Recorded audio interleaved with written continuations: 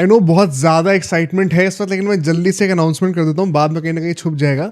IPL season खत्म हो गया है, तो अब गोइंग फॉरवर्ड जो एपिसोड्स आएंगे until the England series begins, वो दोबारा हमारे 8 PM के स्लॉट पर आया करेंगे। मंडे, वेडनेसडे, फ्राइडे रात को 8 बजे अब से एपिसोड दोबारा कंटिन्यू होंगे।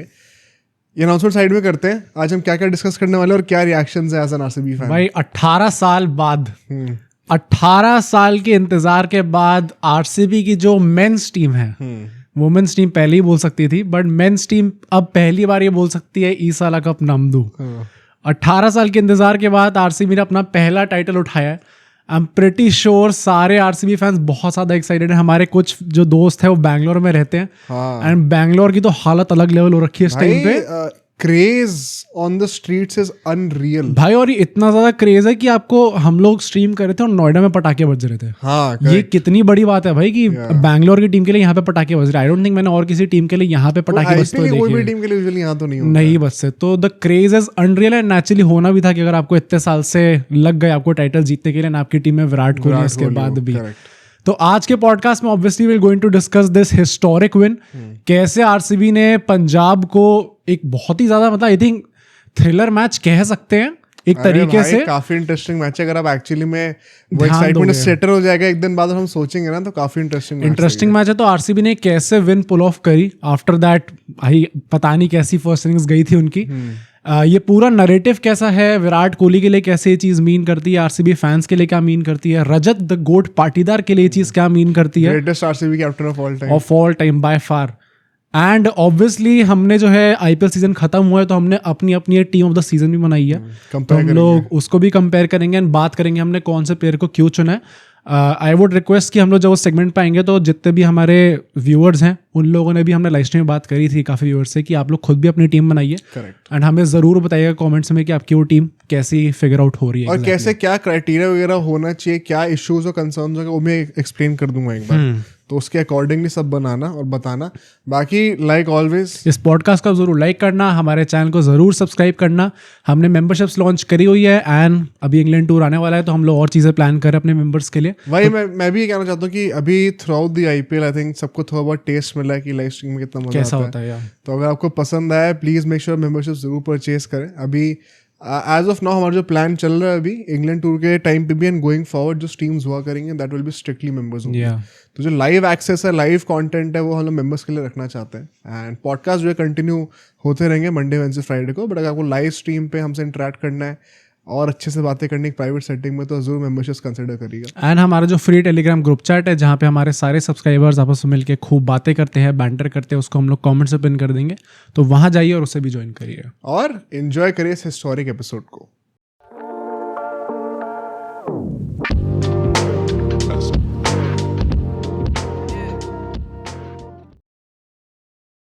So let's start with the analysis of the IPL 2025 final, और इसी के एनालिसिस के बीच में तुम अपने रिएक्शन भी देते रहना कि तुम्हें क्या लग रहा था उस टाइम पे जब मैच चल रहा था एक आरसीबी फैन की तरह।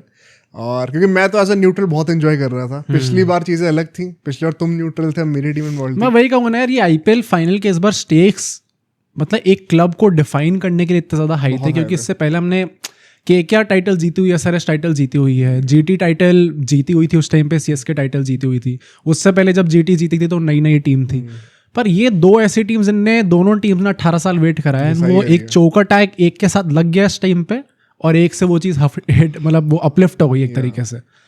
तो ये फाइनल में बहुत कुछ एक्चुअली में डिसाइड होना था for these two clubs and that is why इतनी ज्यादा हाइप थी इस फाइनल की। बिल्कुल। और अगर हम लोग कंडीशंस की बात भी करें तो भाई ये बहुत कंट्रोवर्शियल पॉइंट है कि इसको समझना बहुत जरूरी है मैच के कॉन्टेक्स्ट के लिए। This pitch was actually better than the second qualifier, जहां पे पंजाब ने मुंबई के अगेंस्ट 200 चेस करा था, जो कि आज तक हिस्ट्री में कभी किसी टीम ने मुंबई के अगेंस्ट नहीं करा है। उससे बेटर बैटिंग विकेट आज थी, there is no denying this. मतलब माइकल क्लार्क उन्होंने जो पिच रिपोर्ट दी थी वो तो प्रॉपर कह रहे थे, बेल्टर है, बैटिंग पैराडाइज है and 220 should be an ideal score यहाँ पे। तो आई थिंक उस हिसाब से तो देख के लग रहा था कि आपने एक प्रॉपर बेल्टर विकेट दिया। एंड फाइनल्स में यूजुअली हम लोग एक्सपेक्ट भी करते हैं कि एक अच्छी बैटिंग विकेट मिलेगी ताकि टॉस का ज़्यादा प्ले में रहे, थोड़ा सा कम रिलेवेंस, और ड्यू भी थैंकफुली इतना कुछ इफेक्ट देती नहीं है। और पंजाब टॉस जीत के चेस करती है, not a surprise, I think सही डिसीजन भी था। हाँ, पाटीदार खुद भी यही करना चाह रहे थे अल्टीमेटली, वही तो इसमें कोई डाउट था नहीं। इनफैक्ट पंजाब जिस तरीके से चेस करते हुए आ रही है, आरसीबी चेस करते हुए इतना सक्सेसफुल नहीं रही है इस साल। तो आई थिंक टॉस जीत के उनको काफी बड़ा एडवांटेज एक मिला था जो कि उन्होंने अल्टीमेटली बॉटल कर दिया। प्लस कहीं ना कहीं थोड़े बहुत ऐसे हिंट्स थे कि बारिश भी हो सकती है, तो अगर वो होती तो उसके चलते टॉस हमेशा you would want to chase. और टीम्स की बात करें तो दोनों टीम सेम थी, ये भी एक्सपेक्टेड लाइंस भी था। एक्सपेक्टेड था, ऑल्दो आरसीबी का अगर आप देखो तो एंड अगेन भाई I would give massive credit to the foreign players this time, क्योंकि आईपीएल में हमें कभी हार्डली हमें देखने को मिलता है कि जो फॉरेन प्लेयर्स होते हैं वो अपनी लॉयल्टी दिखाते हैं किसी फ्रेंचाइज के साथ। फिल सॉल्ट की खबर निकल के आई थी कि वो इस मैच की सुबह 3 बजे वो अहमदाबाद में लैंड करे थे। इससे मैच से पहले जो मैच डे -1 होता है उसमें जो ट्रेनिंग होती है वो पूरी उन्होंने मिस करी थी, क्योंकि वो अपने बच्चे की बर्थ के लिए गए हुए थे। तो वहाँ पे अटेंड करते हैं, उसके बाद फाइनल की सुबह 3 बजे यहाँ पे लैंड करते हैं, and then goes on to play the final. And अपना मार्क उन्होंने ऑब्वियसली इस मैच में दिखाया भी। अल्टीमेटली आपने जो कैच देखा उन्होंने, वो बहुत तगड़ा कैच पकड़ा था। तो उनकी बात करें, एंड ऑल्सो मतलब हेजलवुड तो चलो खेलते आ रहे हैं, but obviously a big shout out to that guy also, क्योंकि वो चाहते तो WTC के लिए जा सकते थे। बट इन सारे जो फॉरेन प्लेयर्स हैं उनने भी अपनी लॉयल्टी दिखाई है, जिसके चलते इस टीम ने अल्टीमेटली ट्रॉफी उठाई है। नहीं भाई, बिल्कुल डिजर्व्ड विनर्स हैं। और कैसे हुआ इसकी और बात करते हैं। अब अगर हम लोग फर्स्ट इनिंग्स की बातें करें, 55 for 1 in the power play. I think this was a very good start by Punjab Kings. हाँ, ये आई don't think it was a, bye the वे जिनको नहीं पता, ये पिछले 6 मैचेस में आरसीबी का लोएस्ट पावर प्ले स्कोर था on perhaps the best batting wicket. या और वहां पर जिस तरीके से अगर हम बातें करें, अल्टीमेटली फिल सॉल्ट एक तरफ से अग्रेशन दिखाना चाह रहे थे। मुझे लगता है द बिगेस्ट फैक्टर वाई इस बार 6 मैचेस में आरसीबी का लोएस्ट पावर प्ले स्कोर था, it was the difference between Virat Kohli in this game and भाई विराट कोहली मतलब genuinely was a shadow of himself, जो थ्रू आउट द सीजन हमें देखने को मिले। इस सीजन इस मैच में विराट कोहली मतलब एक टाइम ऐसा आया था जहाँ पे I wanted him to get out, क्योंकि कहीं ना कहीं मैच थोड़ा फंसता जा रहा था। ना आई वांटेड क्या नीचे जो खिलाड़ी हैं जो कि थोड़े एक अच्छी स्ट्राइक रेट से मार सकते हैं, उनको ऊपर आने का चेंज होने का थोड़ा मौका मिले। इसमें भी अगर आप देखो तो सॉल्ट ने स्टार्टिंग में थोड़ा ट्राई करा था। Virat Kohli was very happy with taking a single and then going on to the other end. But उसके बाद वही है कि जब सॉल्ट आउट होते हैं उसके बाद कभी ना कभी हमने देखा है कि जब सॉल्ट आउट नहीं भी हुए तो भी Virat Kohli is taking charge. But यहाँ पे विराट कोहली एकदम ही शांत हो गए थे। भाई ये मैं जरूर कहूँगा कि वो ये चीज दिख रही थी कि दोनों टीम्स ट्रॉफीलेस हैं। प्रेशर बहुत ज्यादा दिख रहा था, पर मतलब आरसीबी प्रेशर के अंडर थोड़ी हिली तो पड़ी हुई थी बैटिंग करते वक्त। और पंजाब को तो जो प्रेशर में चोक करी है, हम आरसीबी को चोकर बोलते रहते हैं, पंजाब ने जिस तरीके से चोक करा है। आरसीबी की स्ट्रैटेजी ब्रिलियंट थी, उसकी बात हम करेंगे। पंजाब की बॉलिंग स्ट्रैटेजी वो टॉप नॉच, उसकी बातें करेंगे। बट दोनों टीम के बैटर्स ने प्रेशर में जो क्रम्बल करा आज। नहीं, बट प्रॉब्लम ये है कि Virat Kohli was the last guy जिससे मैं एक्सपेक्ट करता था ये कि इस मैच में वो इतना ज़्यादा क्रम्बल कर जाएंगे। ऑब्वियसली मतलब I know Virat Kohli fans और आरसीबी फैंस दोनों बहुत ज़्यादा गुस्सा होने वाले इस बात पे।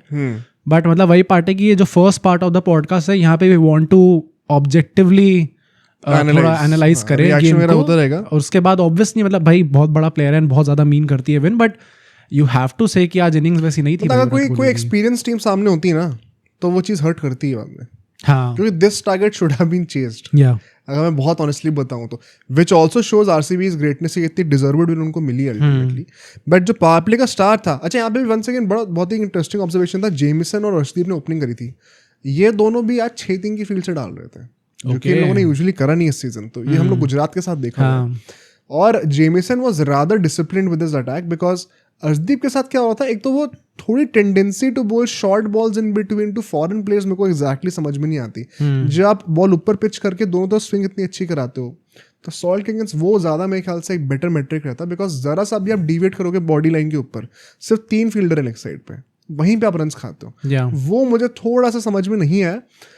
बट ओमर जाई ने जो बॉलिंग करी है, ओमर जाई had the time of his life with the ball in this IPL season. भाई इस IPL सीजन 100% भी कह सकते हैं, बट मुझे लगता है कि this is hands down his most impressive bowling performance in this season for me. और हाँ, इन दिस सीजन ना, इस मैच में फॉर श्योर मुझे यही गुस्सा आ रहा था देख के कि भाई ये बंदा, यूजुअली लोग जो है जब ये पंजाब 5 बॉलर के साथ जाती है, क्योंकि आज तो ये in itself is a very big humiliation for RCB कि उन्हें 6ठे बॉलर की जरूरत ही नहीं पड़ी, उन्होंने 5 ही कंप्लीट करा दिया। बट मुझे लग रहा था कि अगर आपके पास 5 बॉलर आपको दे रखे हैं और ये 5 नाम है, तो इनमें से प्रॉब्ली आप शायद ओमर जाई को टारगेट करोगे। करेक्ट। पर ओमर जाई ने बहुत ही अच्छी बॉलिंग करी है इस पूरे विजय कुमार विशक ने क्या बॉलिंग करी है, बहुत अच्छी। दोनों का मतलब time of their lives with the ball in this game, single handedly difference create करके दिया है। अगले अगर हम फेस की बात करें 6 से 10 ओवर के बीच में से 32 रन हो रहा था और यहाँ पे युजवेंद्र चहल जो है मयंक अग्रवाल को स्वीप करते हुए आउट हो जाते हैं। कहीं ना कहीं मुझे लगा एक्स्ट्रा बाउंस था थोड़ा सा और साथ ही साथ बिकॉज रेड सॉइल पिच थी थोड़ा जल्दी बैठ गए थे मारने के लिए, थोड़ा प्री डिटरमिनेड शॉट था वो, तो वो पावर जनरेट नहीं हो पाए, कहीं ना कहीं वो बॉर्डर पे आउट हो गए और उसी के चलते हुए I think had an exceptional start there. Patidar वो बंदे थे जिन्होंने थोड़ा रिस्क करके एक छक्का मारा था, स्लाइडर थी एंगल के साथ, उसको मिड विकेट के ऊपर से छक्का मारा था। बट ओमरज़ई और विजय कुमार विशक ने जो बॉलिंग करी है, मैंने ये चीज़ ट्वीट भी करी थी, आज जो पंजाब का बॉलिंग प्लान था ना, it reminded me of PAT Cummins in 2023 world cup. Why? Same ground, ठीक है, सेम कंडीशंस, बीच में वो फेस था ना 30-35 ओवर तक कोई बाउंड्री नहीं थी इंडिया की फाइनल में। उसमें अश्विन ने भी ये चीज़ बोली थी हारने के बाद कि इतना तगड़ा दिमाग लगाया पैट कमिंस ने, बैक ऑफ द लेंथ छोटी बॉलें फेंके जा रहे और बीच में कटर्स डाला जा रहा है वेरिएशन के लिए, ताकि बैटर सिर्फ क्रॉस बैटेड शॉट ही मार सकते हैं स्क्वायर बाउंड्री पे, सामने मार ही नहीं सकते हैं। और स्क्वायर बाउंड्रीज लंबी है रिलेटिवली, पूरे दिन मार के दिखा दूंगा जितना मारना, मैं पेस ही ऑफर नहीं करूंगा। अब back of the length discipline के साथ फेंकूंगा ताकि मुंह के नीचे एक बॉल ना आए। आज ओमरज़ई ने इनफैक्ट खुद बाद में भी कहा, जेमिसन ओमरज़ई ने, कि हम लोग का प्लान ही यही था कि हम लोग बैक ऑफ द लेंथ छोटी बॉलें फेंकते रहेंगे, उनको स्क्वायर खिलाएंगे, सामने नहीं मारने देंगे। एक बात होती है प्लानिंग वाज ऑन पॉइंट, दूसरी बात होती है एग्जीक्यूशन भी ऑन पॉइंट था आज, इसीलिए पंजाब की बॉलिंग इतनी अच्छी निकल के आई है। आई थिंक ये another good example of exactly this strategy would be Krunal Pandya. उनने भी एंड में आके जो मैन ऑफ द मैच का जो बोला है पोस्ट मैच में, उन्होंने यही बोला है कि जितना आप धीरे डालोगे उतना ज़्यादा वेरिएशंस ऑफर करोगे। अगर सीधा सीधा you are bowling just for the sake of bowling, तो शायद ये बहुत अच्छी बैटिंग विकेट हो सकती है। बिल्कुल। बट अगर आप वेरिएशंस थोड़े प्रोवाइड करते रहोगे, थोड़ी स्लोअर बॉल डालते रहोगे, तो शायद आपके बॉलिंग में भी असिस्टेंस मिल सकती है आपको। अब पता है ऐसे में ना क्या होता है, ये चीज़ बैटर्स को ही पता है कि ये क्या कर रहे हैं। ऐसे में ना बैटर्स को थोड़ा रिस्क लेना पड़ता है, इन द सेंस थोड़ा सा स्टेप आउट करके डीरेल करो लेंथ को, थोड़ा 1-2 एरियल शॉट्स आपको ट्राई करने पड़ेंगे ताकि वो स्लोअर से हट के फिर पेस ऑन डिलीवरी डालने पे मजबूर हो और फिर वो बैट पे और अच्छे से आती है। वो मेंटली डिस्टर्ब करने के टैक्टिक्स होते हैं 2-3। What was disappointing from my side to see was कि विराट कोहली आज बिल्कुल भी ट्राई ही नहीं कर रहे थे वो चीज़। और ये मुझे लगता है ना, हर बार जब भी कोई ऐसी बात होती है तो फैंस उतर जाते हैं सब डिफेंड करने के लिए, which I think is very wrong. देखो कोई और बंदा, अभी ये देखो ये चीज़ प्रभ सिमरन ने करी, नेहल वडेरा ने करी। ले लिया नेहल वडेरा को, तो आप आड़े हाथ ले रहे हो एकदम ही। भाई नेहल वडेरा को तो तोड़ रखा है सोशल मीडिया पे, मैं देख रहा हूँ। तो फील्ड पे सब सेम है यार, अल्टीमेटली टीम का कॉन्टेक्स्ट क्या है। और लोग कहेंगे अच्छा अल्टीमेटली जीत तो गए ना, but that is not the point. ये they were clearly 20 run short, आराम से 20 रन शॉर्ट थे, and had Punjab not choked this game would have been an easy win for Punjab. तो उस टाइम पे जब बैटिंग करो, आप ये नहीं सोच रहे हो कि मैं एंड तक खेलूंगा on a wicket that is a 220 par score, वहां पे आप वो taking it to the end वाला अप्रोच नहीं रखते हैं वाइल बैटिंग फर्स्ट। चेस करते हैं अगर कोहली ऐसा खेलेंगे कोई इशू नहीं है। चेस करते वक्त वही मैं कह रहा हूँ कि नेहल वडेरा ने भी अगर मैच जिता दिया होता तो कितनी भी डॉट बॉल खेले कोई फर्क ही नहीं पड़ता। नेट ऑन नेट का तो कोई इशू है ही नहीं फाइनल में, टेबल का मैच थोड़ी चल रहा है, लीग मैच थोड़ी चल रहा है। चेस करते वक्त you craft it at your own pace as long as you are winning. पहले बैटिंग करते वक्त you are setting a blind target, ऐसा बहुत। एंड वही मैं कह रहा हूँ, there was a clear lack of intent.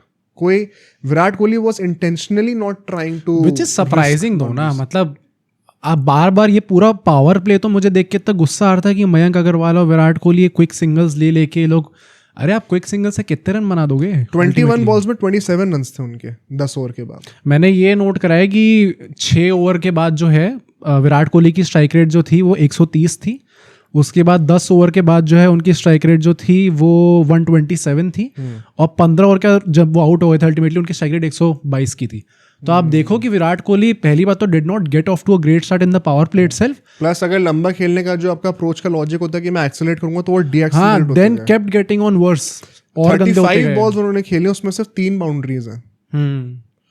3 boundaries मतलब आपने 32 बॉलें ऐसी खेली हैं। 32 बॉलें का मतलब आप समझ रहे हो 5.2 overs, that's 1/4 of a game, उसमें एक भी बाउंड्री नहीं है। And before someone calls us out इस चीज पे, आप विराट कोहली का खुद का रिएक्शन देख लो जब वो आउट हुए थे, कितने ज्यादा गुस्सा थे वो खुद से। क्लियरली वो आज, एंड मैं ये नहीं कह रहा भाई, ऑब्वियसली 650 रन बनाए उन्होंने सीजन में, 3rd टॉप स्कोरर है वो। हाँ, तो और अल्टीमेट आई थिंक हमने हर पूरे सीजन में हर मैच में तारीफ ही करी है। और मतलब हर दिन नहीं आता किसी प्लेयर का, बट पॉइंट वही है कि आज वो इंटेंट देखने को नहीं मिल रहा था, वो थोड़ा ज्यादा अजीब था। प्रॉब्लम ये नहीं कि विराट कोहली के रन नहीं है, इनफैक्ट कितने 45 कुछ रन तो 43-45 रन तो बना ही दिए। बात है कि टीम के लिए आपको इंटेंट दिखाना जरूरी है, वो नहीं दिख रहा था आज क्लियरली।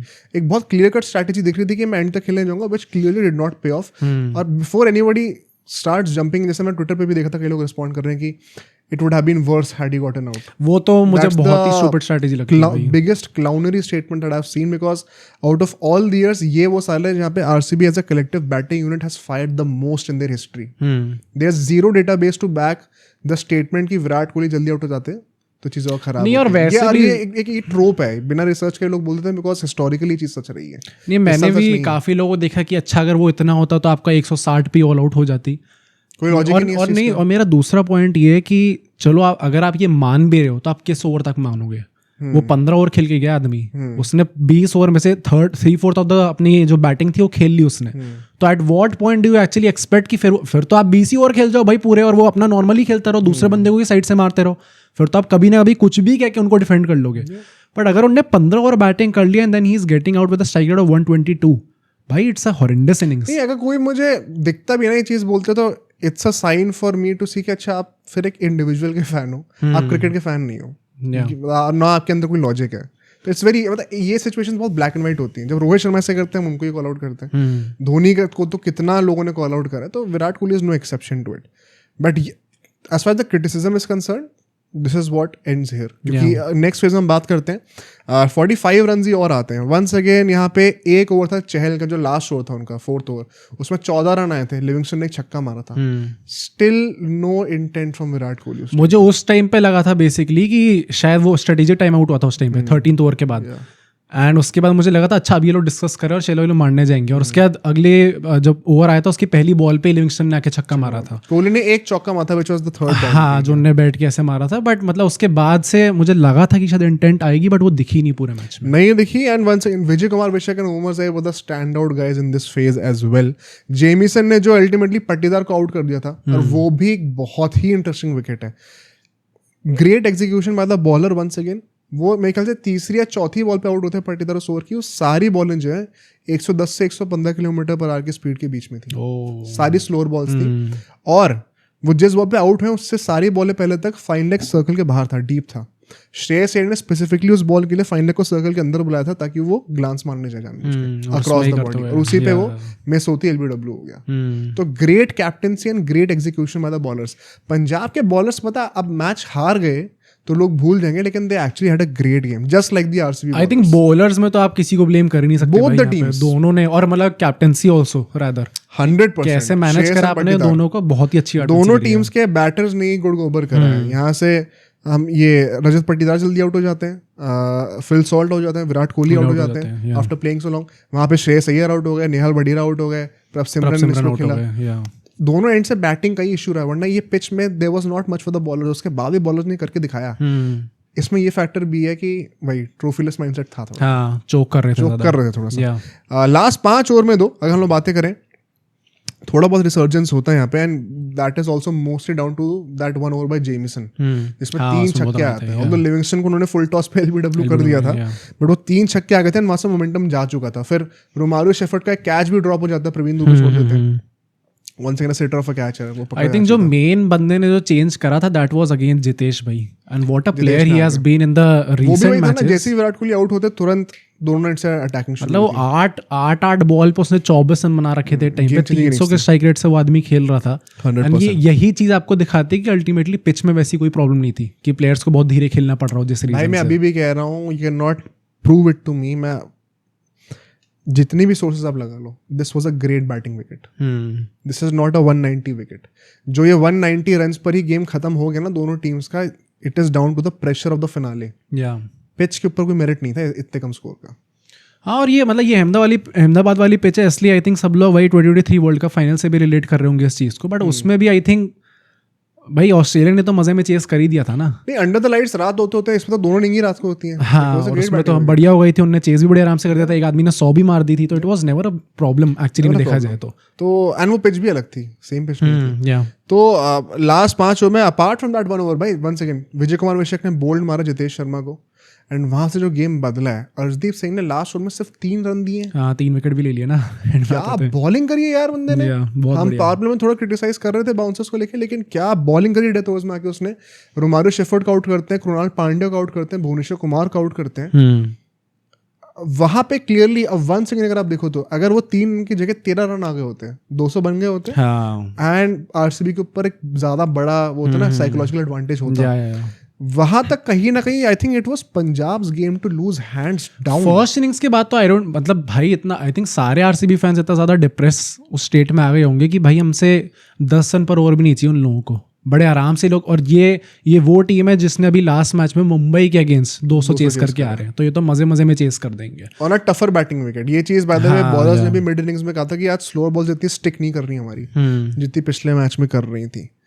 तो it was a bad batting performance by RCB, but also a great bowling execution bye Punjab bowlers. कोई इसमें दो राय है ही नहीं। और जब सेकंड इनिंग शुरू होती है ऐसा लग रहा था कि Punjab is going to glide through this. जो वो इनिशियल के 2-3 ओवर्स आते हैं जब Priyansh Arya down the leg side glance मार रहे हैं, यहाँ पे Prabhsimran I would still say kind of was struggling, and main जो चेंजिंग पॉइंट था वो था जब हेजलवुड आते हैं थर्ड ओवर में। ऐसा लग रहा था कहीं ना कहीं कि बहुत एक क्लियर कट स्ट्रैटेजी थी कि will see off Hazlewood because we know that he is the prime wicket taker. उनको हम सी ऑफ कर लेंगे, बाकी लोगों को हम बाद में देखेंगे। हेजलवुड के ओवर में वो प्रभसिमरन का कैच भी छूटा था जो रोमारियो शेफर्ड ने छोड़ा उसका था। तो हाथ जोड़ के थैंक यू कर रहे थे जब जल्दी आउट हो गए थे। तो प्रियांश आर्या का था वो सेकंड ओवर में हेजलवुड के थोड़ा चांस लेना शुरू करा था उन्होंने, कीपर के ऊपर से मारना शुरू करा था, बट अल्टीमेटली उसी में and he has gotten out multiple times like this. Short of length ball को जो है वो बॉडी लाइन पे आ रही होती है उसको फ्लिक मारने जाते हैं, बस पूरा बैट फॉलो थ्रू में जाता नहीं है। तो वो there is not much power generated into the shot, और वो हमेशा सर्कल पे सॉरी डीप लेन पे आउट होते हैं हमेशा। तो चाहे स्क्वायर ले लो चाहे मिड विकेट ले लो, वहाँ पे हमेशा कैच आता है उनका। उसके चलते हुए मुझे लगता है कहीं ना कहीं जब वो विकेट गिरा था जॉश इंग्लिश की एंट्री होती है, एंड जॉश इंग्लिश ने जिस तरीके से I think he was one of the more underrated guys with the bat. भाई फॉर श्योर थे जिस टाइप के एक तो बार बार ये जो बाउंसर्स फेंक दे रहे थे लोग उनको, और बार बार वो पुल मार के छक्का मार दे रहे थे उसको। हाँ भाई it kind of got annoying to me. Spinners पे भी जब भी छोटी बॉल डाली हमेशा उन्होंने बैकफुट पे कूद के मिड विकेट के ऊपर छक्का मारा, बड़ी इजीली मार दे रहे थे इन एवरी सिचुएशन। 52 for 1 थे पावर प्ले में। अगले 4 ओवर में सिर्फ 29 रन आते हैं और यहाँ से हमारे मैन ऑफ द मैच की एंट्री होती है। भाई hats off to that guy जो बचाया उस आदमी ने इस बार। और ये विराट कोहली ने बाद में आके बोला है कि लोग इस चीज को याद रखेंगे, कृणाल पांड्या ने one of the best performances ever the in the final. ये जो 4 ओवर कृणाल पांड्या के ये एक ऑल टाइमर है। हाँ genuinely easily one of the greatest bowling performances in an IPL final. Goes without saying. And this is his second man of the match in the IPL final. Yeah. Mumbai Indians team में जाता और main में पता है क्या है, on a batting paradise against the best most informed batting unit of the season.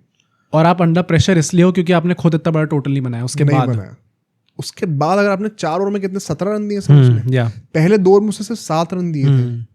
क्या चल रहा है? विकेट भी उखाड़ लिया था एक विकेट उखाड़ लेते हैं इस फेज में, इसीलिए सिर्फ 29 रन आते हैं। प्रभसिमरन को आउट करते हैं। Prabhsimran once again horrendous innings यार। 118 का स्ट्राइक रेट था प्रभसिमरन का। हम लोग आरसीबी के बैटर्स की बात कर रहे हैं एंड इनिशियली ज़्यादा प्रेशर इम्प्रेशन नहीं था क्योंकि they are the chasing team. तो आप थोड़ा टाइम लेके अपना आराम से खेल के चेज डाउन कर सकते हो टारगेट को, बट उसी अगर चेज करने की मंशा में अगर आप आउट हो जा रहे हो जल्दी तो फिर आपके ऊपर भी क्वेश्चंस आएंगे। अब प्रभसिमरन की बैटिंग को जो मैंने देखा ना, जो बंदा कूद के बिश्नोई को पिटाई कर रहा था एलएसजी वाले मैच में या फिर through out the season 500 run मारे उन्होंने, जब वो इतना रिजर्व होकर खेल रहे थे ना तो मुझे थोड़ा हिंट आने लग गया था कि पंजाब भी चोक कर रही है। नहीं तो काफ़ी लोग ये कह भी रहे ना कि अल्टीमेटली आप देखो तो पंजाब में काफ़ी अनकैप्ड प्लेयर्स थे। आप निहल वडेरा को देख लो, अल्टीमेटली प्रियांश आर्या की भी अल्टीमेटली अगर आप स्ट्राइक रेट देखोगे तो 126 की थी। फिर अगर प्रभसिमरन को आप देखोगे तो 118 की स्ट्राइक रेट थी। निहल वडेरा हम जानते हैं कैसी परफॉर्मेंस उनकी रही है। तो ये दिख गया आपको कि ऑन द बिग मैच जब ये अनकैप्ड प्लेयर्स खेल रहे होते हो थोड़ा ज़्यादा प्रेशर में आ जाते हैं। मुझे तो क्लियरली लग रहा था ये, मतलब this game has a lot of parallels with India versus south Africa T20 final. A lot of parallels भाई। मतलब क्या इंडिया ने अच्छी बॉलिंग नहीं करी थी जब बुमराह, अर्शदीप और हार्दिक ने रुला रखा था, पर क्या साउथ अफ्रीका ने भी चोक नहीं कराया? दोनों चीजें सच थी। आई थिंक यहाँ पर भी वो बात है। कृणाल पांड्या ने तो ऑल टाइमर दिया ही दिया है, बट पंजाब ने जिस तरीके से अलाउ करा ना आरसीबी को कि प्रेशर आने दो, कोई प्रॉब्लम नहीं है। ये वही पंजाब टीम थी क्या जिसने मुंबई को आड़े हाथों लेके पिटाई करी थी, इसने इंग्लिश ने कूद के छक्का मारा था बुमराह को। ये lost the battle not the war, ये वही वाली पंजाब है क्या? बिल्कुल नहीं लग रही थी भाई। वो मुझे लगता है मेंटली ही चोक कर गई पंजाब बहुत ज्यादा पे। एंड क्रेडिट टू आरसीबी भाई, जो पॉपुलर चोकर्स हम माने जाते थे वही टीम आज प्रेशर में निकल के आ गई। आई थिंक ये विराट कोहली ने बाद में आके कहा है कि उनके हिसाब से इस बार जो ये लोग ट्रॉफी जीते हैं वो बॉलर्स की वजह से जीते हैं। मतलब एक भी आरसीबी टीम में अक्रॉस दीज 18 ईयर्स एक बार भी उन्होंने ऐसा नहीं देखा जहाँ पे बॉलर्स ने इतने ज्यादा मैचेस आपको कमबैक करके जिताए हुए हैं। तो क्लियरली यहाँ पे वो खुद भी जानते हैं कि बॉलर्स का कितना बड़ा हाथ था। दिस ऑल्सो टेल्स यू कि उनको खुद भी पता था कि जो स्कोर उन लोगों ने खड़ा किया ultimately it is not good enough. और नेक्स्ट फेज की अगर हम बातें करें 10 से 15 ओवर के बीच में, मैं एक और चीज पूछूंगा इस फेज में, जब अपने श्रेयस अय्यर आउट होते हैं, क्योंकि आई थिंक ये भी काफी बड़ा टॉकिंग पॉइंट होगा रोमारियो शेफर्ड। पहली बात तो काफी बड़ा गैम्बल था भाई। मुझे लगा था रोमारियो शेफर्ड आप लेता हो बॉलर इन योर टीम, उसको अगर आपका बेस्ट बैटर विकेट दे रहा है तो it's once again not acceptable. Plus मतलब श्रेयस अय्यर के लिए क्या कहेंगे हम लोग, कि काफी लोग अभी तक वही है ना कि मैं वही हमने लाइव स्ट्रीम पे मैंने ये चीज बोली कि आईपीएल फाइनल से पहले मैंने लगातार श्रेयस अय्यर के ऐसे ऐसे गजब क्रेजी कोल्ड एडिट्स देखे हैं और लोग पूरे सोशल मीडिया पे तारीफ कर रहे हैं। और बस ये मैच ये हार गए, फाइनल में आके फाइनलिस्ट हैं वो, पंजाब को 11 साल बाद प्लेऑफ्स में ले गए, फिर फाइनल्स में लेके गए। ये वाले मैच में उनसे परफॉर्मेंस नहीं आई, तो ये तो 23 में भी नहीं चला था। इसलिए क्या दिल्ली ने इनको हटाया था अल्टीमेटली। इसमें केकेआर फैंस का बहुत बड़ा हाथ है, I want to call them out also. मेरी अपनी फैन बेस है, लेकिन वन सेकंड, क्लाउनरी ना खत्म नहीं होती है भाई लोगों की। ये हर फैन बेस में इतने क्लाउन्स हैं। अब श्रेयस अय्यर के ऊपर हिट कर रहे हैं कि नहीं जीजी ही रीजन थे।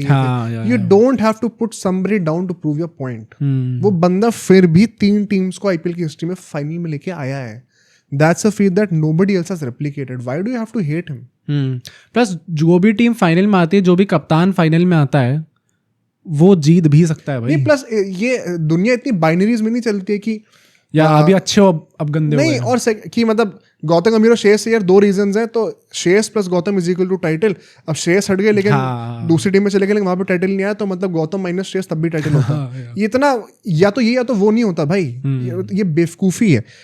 Shreyas the captain and Gautam Gambhir the mentor both came together, created a great environment, added their own inputs, और उनके वजह से केकेआर जीती है। ठीक है, ये नहीं होता कि श्रेयस हट जाते हैं तो तुरंत पक्का केकेआर जीत जाती है, या फिर गौतम गंभीर नहीं होते तो श्रेयस पक्का जिता जाते। प्लस अब ये भी देखो ना, अल्टीमेटली जो हम लोग बात कर रहे थे पॉडकास्ट की स्टार्टिंग में कि पंजाब आरसीबी जीती है पंजाब से 6 रन से। ये 2-3 बॉल की बात थी। हाँ, अगर निहाल वडेरा ने एक छक्का मार दिया होता, और तभी तो मैं कह रहा हूँ आरसीबी की बैटिंग वाज हॉरेंडस टू सी। हाँ, and even more horrendous was Punjab's batting, because वही मिडिल फेज में बात करते हैं, Shreyas Iyer nothing short and unfortunately fails this time। सिर्फ 38 रन और आते हैं 38 रन 10 से 15 ओवर के बीच में 30 बॉलों पे सिर्फ 38 रन और आते हैं। और नेहाल वडेरा had the worst game of his season।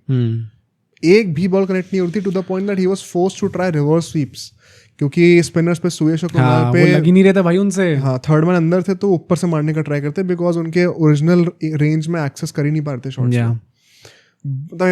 A day to forget clearly। But I am very sad यार, उस बंदे का इतना अच्छा कैंपेन किया है मुंबई के अगेंस्ट, उसकी इतनी अच्छी परफॉर्मेंस थी क्वालिफायर 2 में, कितना अच्छा खेला। हाँ, जिसके चलते हुए यहाँ पे आए हैं। मैं उनको बीच में जस्ट फॉर द कॉन्टेक्स्ट में काफी लोगों को बताऊं, मैं बीच में उनको टीम ऑफ द सीजन के लिए भी वो कर रहा था बीच में, कंसीडर मैंने भी कंसीडर कर रहा था, लेकिन हाँ अल्टीमेटली फिर क्या हुआ। हाँ, तो मतलब उनका इतना अच्छा सीजन जा रहा था, and I have seen the social media जहाँ पे पंजाब फैंस बहुत बुरी तरह बैश कर रहे हैं उनको कि इसके चलते हुए हम लोग हार गए। भाई ही is a youngster after all, he is an uncapped player, and अभी बहुत लंबा सीजन, अभी बहुत ज्यादा उनकी उम्र बची है आगे आईपीएल में खेलने में, and I am pretty sure कि बहुत अच्छा उनका करियर रहेगा। But clearly he had an out day. अगर हम लोग विराट कोहली को भी बोल रहे हैं तो मतलब द 12th मैन, हाँ सेम गोस फॉर नेहाल वडेरा। मतलब जो आरसीबी, जो विराट कोहली वहां से स्ट्रगल कर रहे थे एक एंड से, क्लियरली यहाँ पर नेहाल वडेरा का भी वही सेम रोल था।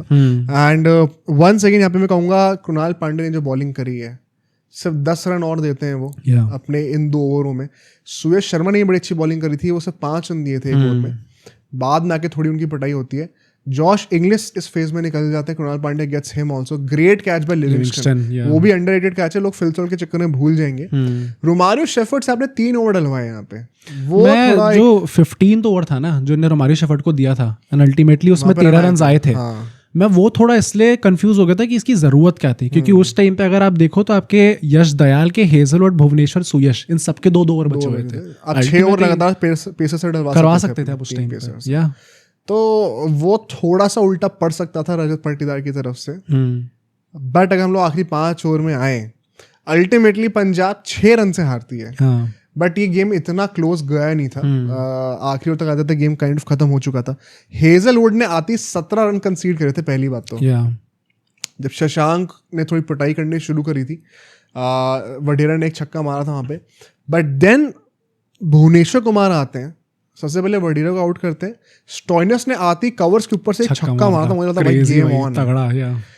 और उसके बाद ही बहुत ही अच्छा शॉट टाइम किया था, लेकिन थर्ड मैन के हाथों पे वो भुवनेश्वर कुमार केम इन क्लच भाई। पूरे सीजन में उनका ऑन ऑफ रहा है, बट जब मैटर करता था उन्होंने परफॉर्म करके दिया। आई थिंक वही होता है ना, जब भी कोई एक टीम जीतती है ट्रॉफी, तो वो धीरे धीरे करके एंड में आते आते सबके कहीं ना कहीं वो फुलफिल हो जाते हैं narratives. And Bhuvneshwar Kumar in this season has been very underrated. Yash Dayal का भी काफ़ी हाइप थी, क्योंकि उन्होंने लास्ट सीजन जो परफॉर्मेंस करी थी, फिर इस साल भी वो सीएसके के अगेंस्ट उन्होंने परफॉर्मेंस अच्छी करी थी। हेजलवुड तो one of the best bowlers in this tournament रहा है ईजिली। सुयश शर्मा की काफ़ी तगड़ी हाइप हुई है इस बार। कृणाल पांड्या तो बहुत ही तगड़ा उनने दे दिया। बट भुवनेश्वर कुमार जो है कहीं ना कहीं छुप जा रहे थे इसके अंदर, एंड इस मैच में उन्होंने अपना रिडेम्पशन भी कर दिया। और आई थिंक उस ओवर के बाद गेम किल खत्म था। यश दयाल ने उमर जाय को आउट करा था back of the hand slower पर, एंड बात आखिरी 2 ओवर तक आ गई थी, और शशांक ने स्ट्राइक रोटेट करना भी बंद कर दिया। टू द पॉइंट कि आखिरी ओवर में आपको 5 छक्के चाहिए थे। और क्या कहे भाई, अल्टीमेटली बहुत क्लोज कर दिया था। हेजलवुड ने बॉलिंग डाली थी एंड छक्के पे आई थिंक वही पॉइंट है कि मुझे ऐसा लगता है ये जब 4 बॉल पे 29 समथिंग रन चाहिए थे, इट वाज क्वाइट क्लियर आप 4 छक्के खा जाओ, उसके बाद भी नहीं बन गया। फिर विराट कोहली वो वही थोड़ा सा रोने लग गए थे उस टाइम पे, इमोशनल हो गए थे। आई थिंक ग्रेट सीन्स भाई, लेकिन बहुत बढ़िया लगा, बहुत अच्छा लगा भाई देख के, बहुत ही ज्यादा अच्छा लगा। एंड आई थिंक उसके चलते आरसीबी एज अ टीम भी थोड़ी कॉम्प्लेसेंट हो गई थी उस टाइम पे। हेजलवुड ने भी आई थिंक जैसी, आई डोंट थिंक ऐसे टाइप के छक्के लगातार खा रहे होते भाई शशांक से। शशांक ने तो एंड में आके गजब और फार्मिंग करी है भाई वहाँ पे, भड़ास निकाली। पर वही बात है भाई, ये चलो हम लोग इसलिए कह सकते हैं क्योंकि हम लोग वहाँ पे पिच पे थे नहीं। पहली बात तो हम वो बॉलर नहीं है जो बॉल डाल रहा था, तो हमें at the end of the day हमें ऑब्जेक्टिवली अगर देखना है तो हमें स्टैट्स को ही एनालाइज करना होगा। तो वो 2-3 बॉल की बात थी, 2-3 बॉल पहले अगर शशांक ने करना स्टार्ट कर दिया होता 100%। मैं अभी भी कहता हूँ प्रभ सिमरन और नील वडेरा एक छक्का और मार देते, या फिर उमारो शेफर्ड का वो कैच पकड़ लेते, और वो जो उन्होंने 5-6 रन और मारे वो ना मारते। ये गेम पंजाब के जेब में था, despite choking so bad. That is how low the total was. या पर मतलब वही बात आती है ना कि अल्टीमेटली जिस तरीके से आरसीबी ने जैसे कमबैक करा है इस मैच के अंदर, वही ना, टोटल इतना कम दिया और तब भी जीत गया। This is why it shows कि वो कितना डिजर्व करते हैं। और अच्छे खासे मतलब एंड में you had the time to be complacent, उसके बाद भी आप निकाल गए, वो कितनी बड़ी बात है फाइनल के अंदर ये चीज करना। और जब वो लास्ट बॉल पे छक्का आता है, ये तो आरसीबी ने भी भाई जीतते जीतते लोग क्या याद करेंगे कि 2-3 छक्के खाते पिटते नहीं, बट स्टिल भाई मतलब मीम्स असाइड, जोक्स असाइड, जब वो लास्ट बॉल जाती है विराट कोहली तो पूरा गिर जाते हैं घुटनों पे, रोते होते स्वास्थ्य चक्कर आके वो शर्मा बन रहे थे वहाँ पे धरती को पीट कर। एंड क्रेजी सीन्स है। आज क्राउड भी बहुत ही अच्छी आई हुई थी, 90,000 to approximately 1 lakh people were there for a neutral crowd. जब भी कोई फाइनल होता है उसमें जो टीम हारती है, स्पेसिफिकली आईपीएल है तो उसमें हमारी इंडियन टीम्स ही इन्वॉल्व है भाई, तो मैं कभी भी I don't like to criticize the other team too much या फिर troll the other team too much just because my team won the match, my team ended up winning the trophy. इसलिए RCB में आने से पहले मैं बस ये कहूँगा कि भाई किसी भी पंजाब फैन को इस टाइम पे तो सपोर्ट करना तो छोड़ना ही चाहिए, उल्टा और लोग फैंस बनेंगे अब पंजाब के। ओ भाई मैंने लास्ट टाइम जब केकेआर जीती थी तो मैंने अच्छा खासा टाइम स्पेंड किया था एसआरएच की तारीफ करने पे। I think same should happen to Punjab also. By no means Punjab का मतलब कुछ ऊपर नीचे हो जाता है। हाँ, आई वुड स्टिल से कि आप चोक तो कर ही हो, but for a team that has not one a trophy, आपने 1 साल के अंदर जितना बड़ा चेंज लाया हो अपने टीम के अंदर, हार्डली कोई ऐसा कर पाता है। मतलब ऐसे देखो ना कि विराट कोहली 18 साल से आरसीबी में है, उन्हें 18 साल लग गए अल्टीमेटली ट्रॉफी जीतने में, घिसाई करी, और उसके बाद ये पूरी ये मेंटालिटी चेंज होने के लिए कितने लोगों को साथ में आना पड़ा। दिनेश कार्तिक के पास कितना ज़्यादा बड़ा क्रेडिट जाएगा। रजत पाटीदार पहली बार कप्तानी कर रहे थे, इससे पहले तक वो डोमेस्टिक में ही कप्तानी करते। स्मैट में उनको स्पेसिफिकली बोला कि आप कर लो वहाँ पे कप्तानी, फिर आप आरसीबी कर लेना। और उस बंदे ने आके सीधा आपको IPL टाइटल ही जिता दिया। तो ये मेंटालिटी चेंज होने के लिए सिर्फ एक दो लोगों की जरूरत नहीं होती, पूरी ग्रुप परफॉर्मेंस होती है यहाँ पे, टीम परफॉर्मेंस होती है। And Shreyas Iyer and Ricky Ponting, मैं रिकी पॉन्टिंग को भी यहाँ पे क्रेडिट दूंगा, उन्होंने बहुत हद तक काफी ये चेंज कर दिया है। क्योंकि जिस तरीके से श्रेयस अय्यर का पोस्ट मैच में भी जो बातें बोली उन्होंने कि will have to win it next year, ऐसे करके जो उन्होंने बोला, इट शोज कि वो हंगर है उनके अंदर, वो मेंटालिटी है कि दिस इज नॉट इनफ। अगर तुम लोग को लग रहा है इनफ है तो भाई तुमने यहाँ पे डिजर्व नहीं करते होना, मेरे साथ रहना, तुम्हें एकदम ऊपर एस्पायर करना पड़ेगा। तो आई थिंक पंजाब की it's a new beginning, generally एक न्यू एरा लग रहा है जहाँ पे Punjab is looking completely different. And यहाँ से फैन बेस भी, क्योंकि आज हमें दिख गया RCB के फैंस से बट पंजाब के फैंस भी बहुत ज्यादा थे स्टेडियम के अंदर, तो आई थिंक दोनों ही एकदम ऊपर ही जाने वाले हैं। बस ये है कि जो कोर पंजाब ने बनाया है इस साइकिल में, they can expect to maybe pull off another final. हाँ, ट्रॉफी का तो नहीं पता, लक पे डिपेंड करता है काफी, पर फाइनल कर सकती है पंजाब। मतलब Punjab is one of those few teams जिनका कोर लगता है कि हाँ पूरे 3 साल आउटलास्ट कर सकता है। हाँ, and Shreyas Iyer as captain आप कभी भी उन्हें अंडरमाइन तो नहीं करोगे। एक बहुत ऑनेस्ट बात बताऊं, अगले 2 साल में क्या RCB का कोर ज्यादा लास्ट करेगा या पंजाब का? मैं इस वक्त पंजाब पे ज्यादा बेट करने को, हाँ कह सकते हो। स्ट्रेंज बात है, जैसे KKR का भी कोर नहीं करा लास्ट 1 साल के बाद, हो गया डिसमेंटल। अब चाहे कुछ भी कहो, कप्तानी कर लो, ये कर लो, लेकिन कर गया ना। तो ऑन पेपर अभी जो पंजाब, क्योंकि पंजाब की टीम में जेन्युइन वो था भाई, स्केयर फैक्टर था। RCB जो हमने डिस्कस भी किया था प्रीव्यू में कि feels like an underdog this year, and that played out in their favor. But जैसा भी लग, जैसे Kohli might retire in 2 years. कितना गेम उनको और खेलने को मिलेगा? This next will be the first time जब कोहली सिर्फ एक फॉर्मेट के प्लेयर बन के खेलेंगे। उनको कितना टाइम मिलने वाला है? क्या सुयश शर्मा, कृणाल पांड्या इसी फॉर्म में रहेंगे? हेजलवुड कितना लॉयल रहने वाले हैं आगे जाके? Bhuvneshwar Kumar will not get better most likely. Phil Salt कितना लॉयल रहेंगे? फिल सॉल्ट चलो आई स्टिल से एज उनके साथ है, जितेश कहूंगा एज उनके साथ है। अच्छा, पट्टीदार कब तक पुल ऑफ करेंगे? हाँ, कुछ क्वेश्चन जैसे आएंगे दिमाग में। पर्डिकल क्या दोबारा पुल ऑफ कर पाएंगे जो उनका इम्पैक्ट था? पंजाब में अगर आप देखो, Shreyas Iyer is going nowhere from his prime right now, he is there to stay. Marco Jansen का तो भी प्राइम आना है। स्टॉइनस चलो ठीक है, मैं कह सकता हूँ, यू डोंट नो, ऑस्ट्रेलियंस का जो हाफ हार्टेड खेलते नहीं पता। प्रियांश है, Prabhsimran hopefully will only get better, Nehal बडिया will only get better, Shashank is not leaving any time soon, तो Arshdeep Singh is not leaving any time soon, Chahal का आप कह सकते हो यू डोंट नो, पर काफी प्रॉमिसिंग प्रॉस्पेक्ट्स दिख रहे हैं अभी आपको पंजाब। हाँ, अगर आप ओवरऑल टीम देखो, ज़्यादा यंग टीम भी आई थिंक पंजाबी है इस टाइम पे, तो अगर आप उस हिसाब से भी देखो तो क्लियरली वहाँ पे ऐसे टैलेंट्स हैं जो कि ज़्यादा टाइम तक रुक सकते हैं, एंड उनकी सीलिंग इस टाइम पे काफ़ी हाई है। They are yet to reach their potential. मतलब प्रियांश आर्या का अगर उनका पहला ब्रेकआउट सीजन था और यहाँ पे उन्होंने 450 रन मार दिए, तो क्रेजी सीजन। प्रभ सिमरन का पहला ऐसा सीजन था जिसमें आपको देख के लग रहा था कि यार ये बंदा अगर कर रहा है इस साल, कर रहा है, कंसिस्टेंटली कर रहा है, इस बार फाइनल में नहीं चल पाया, बट अदरवाइज पूरा सीजन देखो तो 500+ रन बनाना, it's a great achievement. Shreyas Iyer ने विद द बैट भी परफॉर्म कर दिया इस बार कप्तानी के साथ। श्रेयस अय्यर लोकी was the shout for MVP भाई। हाँ, फॉर श्योर। हाँ, मतलब सूर्य को मिला कंप्लीटली डिजर्व्ड है, बट श्रेयस अय्यर भी उस रेस में थे फॉर श्योर। बट वही बात है कि as captain and as a player also उन्होंने परफॉर्म करके दिखा दिया, 600+ का आपने सीजन प्रोड्यूस कर दिया।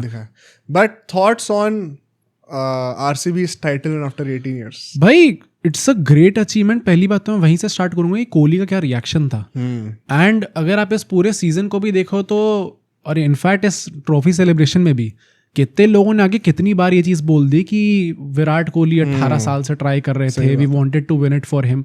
जितेश ने कुछ ऐसा करके बोला है कि जब आप अपने लिए खेल रहे हो तो हमेशा तो आप थोड़े सेल्फिश मोटिव से खेलते हो, एंड कभी कभी आप सिर्फ अपनी परफॉर्मेंस के बारे में सोचते हो, बट आप किसी और के लिए खेल रहे होते हो तो शायद आपके अंदर से और चीज़ें निकल के आती हैं।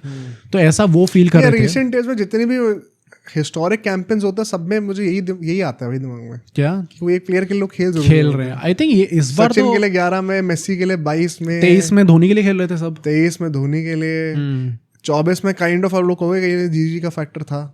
हाँ, जीजी आ रहे हैं लीडिंग इट, और 25 में कोहली के लिए, 24 T20 वर्ल्ड कप कहीं हद तक कहोगे रोहित शर्मा, राहुल द्रविड़ के लिए। राहुल द्रविड़ के लास्ट में था। रोहित शर्मा के लिए तो हाँ भाई बहुत ज्यादा था वो। आई थिंक राहुल द्रविड़ के लिए बहुत ज्यादा था, लास्ट उनका चांस था वो। पर वैसे भी अगर आप देखो तो जो रिलीफ देखने को मिला विराट कोहली के फेस के उसके बाद, भले इतना ज्यादा खुश, और मैं वही कह रहा था ना भाई, शायद फैंस भी ये चीज नहीं समझते कितनी ज्यादा इंपॉर्टेंट थी उनके लिए ट्रॉफी। मतलब हम लोग तो बड़े आराम से कह सकते हैं कि क्या ही फर्क पड़ता है क्योंकि उनकी लेगेसी इतनी तगड़ी है, बट फॉर हिम उनके लिए कितनी मीन करती थी ये ट्रॉफी, वो क्लियरली दिख रहा था कि मतलब उन लोगों ने डिसाइड करा by the time this podcast release क्या पता वो बस पहुंच ही गई हो वहां तक, हो गया होगा बैंगलोर में ना। हाँ, तो ये सुबह सुबह इन्होंने डिसाइड कर लिया, उसके बाद वो एबी डिविलियर्स भी वहां पे आ गए थे। एबी डिविलियर्स का एक बड़ा अच्छा कमेंट आया था हमारे लाइव स्ट्रीम पे कि ही इज द कुन अगुएरो ऑफ आरसीबी। नहीं, क्रिस गेल के लिए था वो, एबी डिविलियर्स के लिए था, पता नहीं डिविलियर्स के लिए था भाई। मतलब एबी डिविलियर्स का तो I was waiting for it कि वो आएंगे वहाँ पे, वो एकदम ग्राउंड के साइड में खड़े भी हुए थे, विराट कोहली से देख के वो बातें भी कर रहे थे। What was my blood, Chris Gayle पगड़ी पहन के, नीचे आरसीबी की जर्सी पहन के, he is sneaking into these celebrations thinking that he is a RCB legend. But I don't know भाई, थोड़ा अजीब लग रहा था मेरे को देखने में कि अगर आप एक ही टीम की तरफ से आओ ना भाई, ये दोनों टीम से क्या सपोर्ट करो। अब पंजाब होती तो पंजाब के टाइम पे भी आ जाते आप, फिर आप नीचे कि ओ भाई हम भी भंगड़ा पाले, फ्री राइडर। वो थोड़ा अजीब लगा मुझे, बट ठीक है भाई, ये होली ट्रिनिटी तो है आरसीबी की, वो तो गोज विदाउट सेइंग है। और जिस तरीके से उनको ट्रीट करा गया है by RCB management and as well as the fans, clearly लोग डिजर्व करते थे। हिस्ट्री और कल्चर की रिस्पेक्ट दिखती है उस चीज में, कंटिन्यूटी अपने मेंटेन कर रखी लेजेंड्स के साथ। कोहली से वो भी पूछा गया था कि आपके लिए कितना मीन करता है, तो उसने कहा मैंने जितनी भी चीज़ें जीती हैं इट्स राइट अप देयर उनके साथ ही।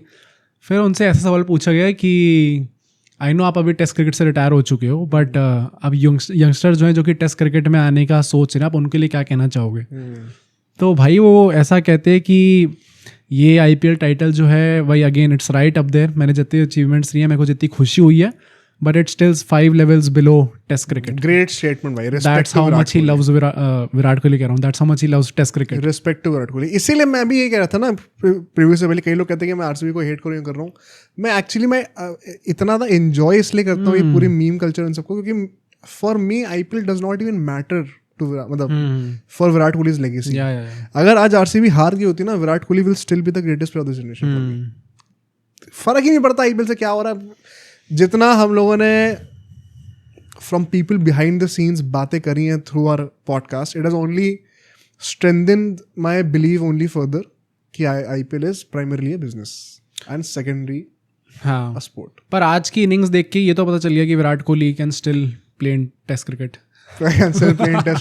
एक बहुत बड़ा रूमर आ रहा था भाई, पता नहीं कितना सच है वो, हाँ, कि अगर विराट कोहली ने कहा अगर मैं आईपीएल जीत जाऊंगा तो टेस्ट में वापस आ जाऊंगा। ये बीसीसीआई मैनेजमेंट से अपेरेंटली भाई न्यूज़ है कि कन्वे करा, आई डोंट नो कितना सच है। बहुत वियर्ड लगा मुझे सुन के कि क्या रिलेशन है इस चीज। मैंने कुछ जर्नलिस्ट को जिनको मैं फॉलो करता हूँ उनने कुछ ऐसा लिखा है कि hats off to Virat Kohli for the decision he took today. ये 2-3 दिन पहले आई थी न्यूज़, एंड उसके आगे वाइट कलर का हार्ट बना हुआ था।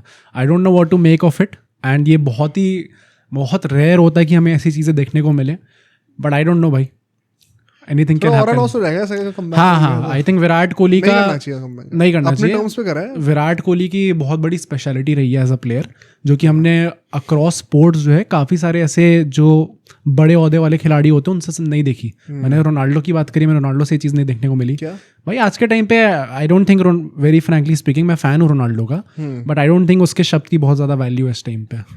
डज नॉट, मतलब जो वो बोलता है डज नॉट सीम लाइक कि उस पर खड़ा उतरेगा पूरे टाइम। बट विराट कोहली समन जो कि उस लेवल पे है, उन्होंने जो बोला है जिस टर्म्स पे वो एंड करेंगे, खत्म, मेरा जो वर्ड है वो लास्ट वर्ड है, उसके बाद मुझे घंटा फर्क नहीं पड़ता आगे कौन सा बोलेगा। तो Virat Kohli someone who stuck by his word. Ultimately जो उन्होंने बोला है कि मेरे मन में आता था कि मैं शायद चेंज करूँ अपनी फ्रेंचाइज, बट जो प्यार उनको मिला आरसीबी फैन से और मैनेजमेंट से, कि जब उनका डल फेस चल रहा था आरसीबी मैनेजमेंट ने उनको बैक करा और विराट कोहली ने भी आरसीबी को बैक करा कि कभी ना कभी वो टाइम आएगा। उसके चलते ही लॉयल्टी का उनको पूरा फल मिला है, which makes it all the more special 18 years के बाद अगर वो हो रहा है। हाँ भाई, आप उस टीम के साथ ही जीतो। उन्होंने बोला है ना कि मैं हमेशा जीतना इसी टीम के साथ ड्रीम करता था कि मैं जीतूंगा तो इस टीम के साथ जीतूंगा, वरना तो भाई अगर वो आ जाते अपने ऑक्शन में तो लिस्टें लग जाती भाई। सारे क्लब्स खड़े हो जाते, बोलो उसमें जाओ। हाँ, अपनी मुंह बोली टीम पे जाओ, मुंह बोली प्राइस पे जाओ, किसी को कुछ फर्क नहीं पड़ता। बट वो आरसीबी के साथ ही जीतना, it's a very big achievement. Coming to a bit controversial part, अच्छा, जो विराट कोहली ने साइन करा कैमरा, हाँ वो मुझे अच्छा नहीं लगा बिल्कुल। I think this is the part where will get a lot of hate. Once again, but अगर इस पे कोई हेट करे तो मुझे लगता है कि you are getting exposed as an individual fan, not the fan of the sport. मतलब ऑब्वियसली ये कैंपेन अगर आप देखोगे तो हमेशा इसको याद रखा जाएगा कि विराट कोहली का कैंपेन था ये, 18वां सीजन और विराट कोहली ने ट्रॉफी उठा ली And rightfully so. हाँ and rightfully so, He deserves it the most. For sure, and अपने परफॉर्मेंस भी ऐसी दी है, ऐसा भी नहीं कहा कि परफॉर्मेंस गिर गई हो, बट वो कैमरा पे साइन करना वो एक जो प्रथा रही है वो कैप्टन्स की रही है। एंड मतलब हमने कोहली की जितनी बात करी है भाई, रजत पाटीदार का नैरेटिव इज ह्यूज भाई। Rajat Patidar is now officially the greatest RCB captain of all time. हाँ इजीली आई डोंट थिंक कोई भी करियो, there is no denying. Trophy लाके दे दी भाई आपने अपने पहले आरसीबी को ट्रॉफी लाके दे दी भाई। या हम जो कह रहे हैं कि श्रेयस अय्यर के लिए कि आपका कितना बड़ा नैरेटिव चेंज करना पड़ता है, अगर आप उसी लेंस से रजत पाटीदार को देखोगे तो उसको भी ये चोकर टीम का नैरेटिव पूरा चेंज करना था, मेंटालिटी चेंज करके ट्रॉफी जितानी थी, वो उस बंदे ने while managing big guns like Virat Kohli, right, with zero experience of captaincy। हाँ वहाँ पे आके वो करते दिखाया। आई थिंक जितने भी आरसीबी फैंस हैं, एंड मतलब मैं जो हार्डकोर फैंस हैं ना उनके लिए मैं कुछ नहीं कह रहा, I am just wanting to say this for Virat Kohli fans, क्योंकि everybody will try to make it just about Virat Kohli, but I am pretty sure, लिख के ले लें सब लोग कि RCB fans will have a massive respect for Rajat Patidar. 100% मतलब भाई जन्मों जन्मों तक याद रखा जाएगा इस रजत पाटीदार की, इसने आके पहली ट्रॉफी जिताई थी अल्टीमेटली, तो उनको पूरा अपना क्रेडिट मिलेगा, and I am pretty sure कि बैंगलोर की क्राउड उनको अच्छे से ट्रीट करेगी आगे जाके भी। बट सिग्नेचर उनको करना चाहिए था। सिग्नेचर कई लोग बोल रहे हैं कि कराया उसने, तो मुझे तो फुटेज नहीं मिली, अब दिखा देना एक बार, कोई लिंक भेज देना कमेंट में अगर होगा तो। If it is true then very good, but तब भी 2 प्लेयर से करने की क्या जरूरत है? There is always one player that does it and it is always the captain. हाँ, why do you have to change the culture for it because आपको एक प्लेयर को। और ये चीज पता है क्या है, this has got nothing to do with Virat Kohli, ये फैंस के ऊपर, and then let's call out BCCI on this. ये जो आप ही प्रमोट कर रहे हो superstar culture, which you don't want by the way. आपकी बिहाइंड द सीन्स कॉन्वर्सेशंस जो होती हैं, जो लीक होती हैं, they are always about killing the superstar culture, but this shows a hypocrisy. अभी वो जो क्या हुआ था, जो अवार्ड दिए गए थे इनको, धोनी, रोहित और कोहली को, ऑल 18 सीजंस, या तो उसमें मनीष पांडे को क्यों नहीं दिया गया था?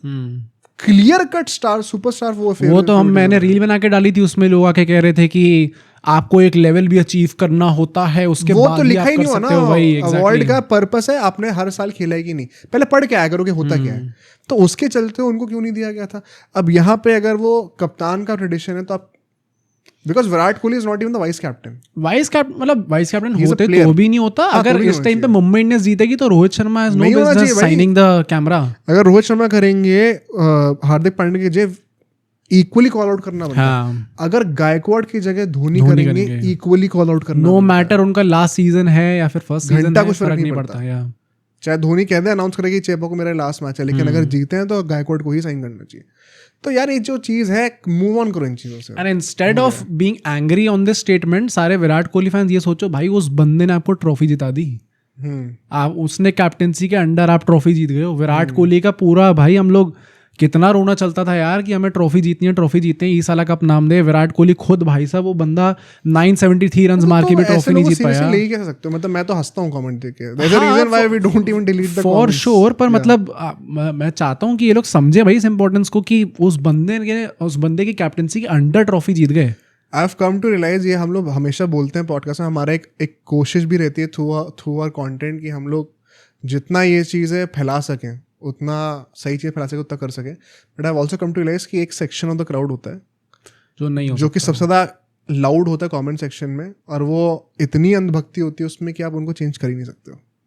तो वो तुम्हें भी गाली भी पड़ेंगी इस पॉडकास्ट में, despite being an RCB fan, और वो लोग जस्टिफाई करेंगे कि जो बैटिंग हुई है कोहली की और जो ये साइन हुआ सब करेंगे जस्टिफाई, वाइल इग्नोरिंग कि तुमने कितनी तारीफ करी विराट कोहली की। पर मतलब भाई ये बात तो है कि अल्टीमेटली ये पूरा आईपीएल सीजन खत्म हुआ, and for RCB fans and I think for Indian cricket fans, भाई श्रेयस अय्यर के पास बहुत साल पड़े अभी, प्लस वो आईपीएल टाइटल जीता वो आराम से निकाल लेगा।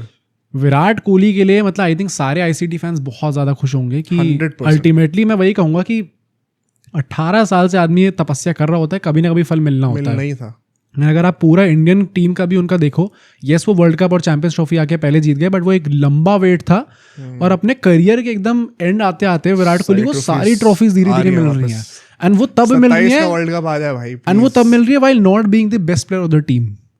मतलब इसमें आरसीबी में आप थोड़ा वो कह सकते हो भाई दोबारा कि he was perhaps the best player, मतलब Hazlewood is a close call. मतलब चलो मैं ये कह सकता हूँ कि while getting a lot of support from the team हाँ, as well. 100%. T20 world cup में इंसेन सपोर्ट था। He was not even in the top 5. Champions trophy में Shreyas Iyer was our best batter और विराट कोहली का भी काफी अच्छा कैंपेन रहा था, बट श्रेयस अय्यर का अच्छा खासा सपोर्ट था। फाइनल में रोहित का सपोर्ट था, कैरी जॉब नहीं थी जो कि उनको करनी पड़ रही थी 2016-14 के टाइम पे। हाँ, और यहाँ पे फाइनल में पूरे बॉलर्स का सपोर्ट भाई, उन्ना के आपको इतना, आपकी इनिंग्स कुछ खास अच्छी नहीं थी, उसके बाद भी आपको जिता दिया। आरसीबी के बॉलर्स ने क्या पिन पॉइंट एग्जीक्यूशन दिया यार। वन सेकंड, कृणाल पांडे के जो वही variations in pace, of course वही वन सेकंड में कहूँगा कि चोक करिए पंजाब, लेकिन nothing to be taken away from the bowlers of both the teams. बहुत ही अच्छे एग्जीक्यूशन करा है।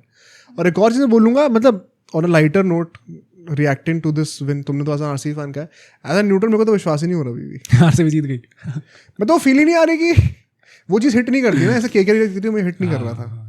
या जब अभी चैंपियंस ट्रॉफी वगैरह जीत रहे तो इतना हिट नहीं कर रहा था कि नहीं। तो तुम तो 18 साल से देख रहे हो ना कि ये टीम नहीं जीत पा रही, तो तुम्हें तो टाइम लगेगा ही थोड़ा। हाँ, क्योंकि 18 साल वो आदत बनी हुई दिमाग में, कुछ भी हो जाएगा। हो सकता है 10 बॉल पे 1 रन चाहिए होंगे और आरसीबी 10 बॉल पे 10 विकेट लूज कर दी, लेकिन जीतेगी नहीं। वो एक दिमाग में एक परसेप्शन बना हुआ है, तो वो अभी हिल ही नहीं रहा। मतलब there will be still be moments जब अगले सीजन में आते आते वो मुझे लगता है आसपास कुछ होगा तो मुझे पहले ट्रॉफी जीत के हो। नहीं, मुझे पता है क्या लगता है, ये चीज होगी। अगर आरसीबी फैंस को ये लग रहा है ना कि मीम्स बनने बंद हो जाएंगे, आई थिंक सैडली नहीं होने वाला ये। मीम्स तो नहीं होंगे बंद, कभी। पता क्या होगा वैसे, अब नैरेटिव पता क्या बनेगा, एक तो चेन्नई मुंबई वाले बोलेंगे कि एक ही ट्रॉफी है बेटा, 5 है हमारे पास। Why is RCB celebrating like they have won 5 titles? हाँ, अंबाती रायडू ट्वीट करेंगे अगली बार। दूसरा पता मुझे क्या लगता है, ये भी बहुत बड़ा नैरेटिव होगा। अगर आरसीबी बाय चांस अगले साल प्लेऑफ में क्वालिफाई नहीं करती है, तो ये नैरेटिव बनेगा कि वो 1 साल था जिसपे ये लोग गलती से क्लच कर गए थे, और now they are back to being the RCB choker tag that we know of. तो मुझे लगता है अभी सैडली आरसीबी के उससे वो मतलब मीम्स नहीं होंगे बंद। Although in the meantime, for the first time आप लोग एज अ डिफेंडिंग चैंपियन खेलने वाले हो अगले साल, तो ये 1 साल का जो गैप है बीच में उसको एंजॉय करो। बट हाँ यार, मतलब मेरे को बिल्कुल भी हिट नहीं कर रहा अभी भी। और मैंने पर्सनली, मैं ये जरूर कन्फेस करूंगा, मैंने तो नहीं सोचा था ये। मैंने मेरे ख्याल से 2 साल पहले बोला था कि अगले 5 साल में तो नहीं जीता, याद होगा तुम्हें। तो भाई उन्होंने करके दिखाया है। एंड सबसे बड़ी बात है, ये भी हम हमेशा कहते हैं कि जो जीतता वो डिजर्व करता है।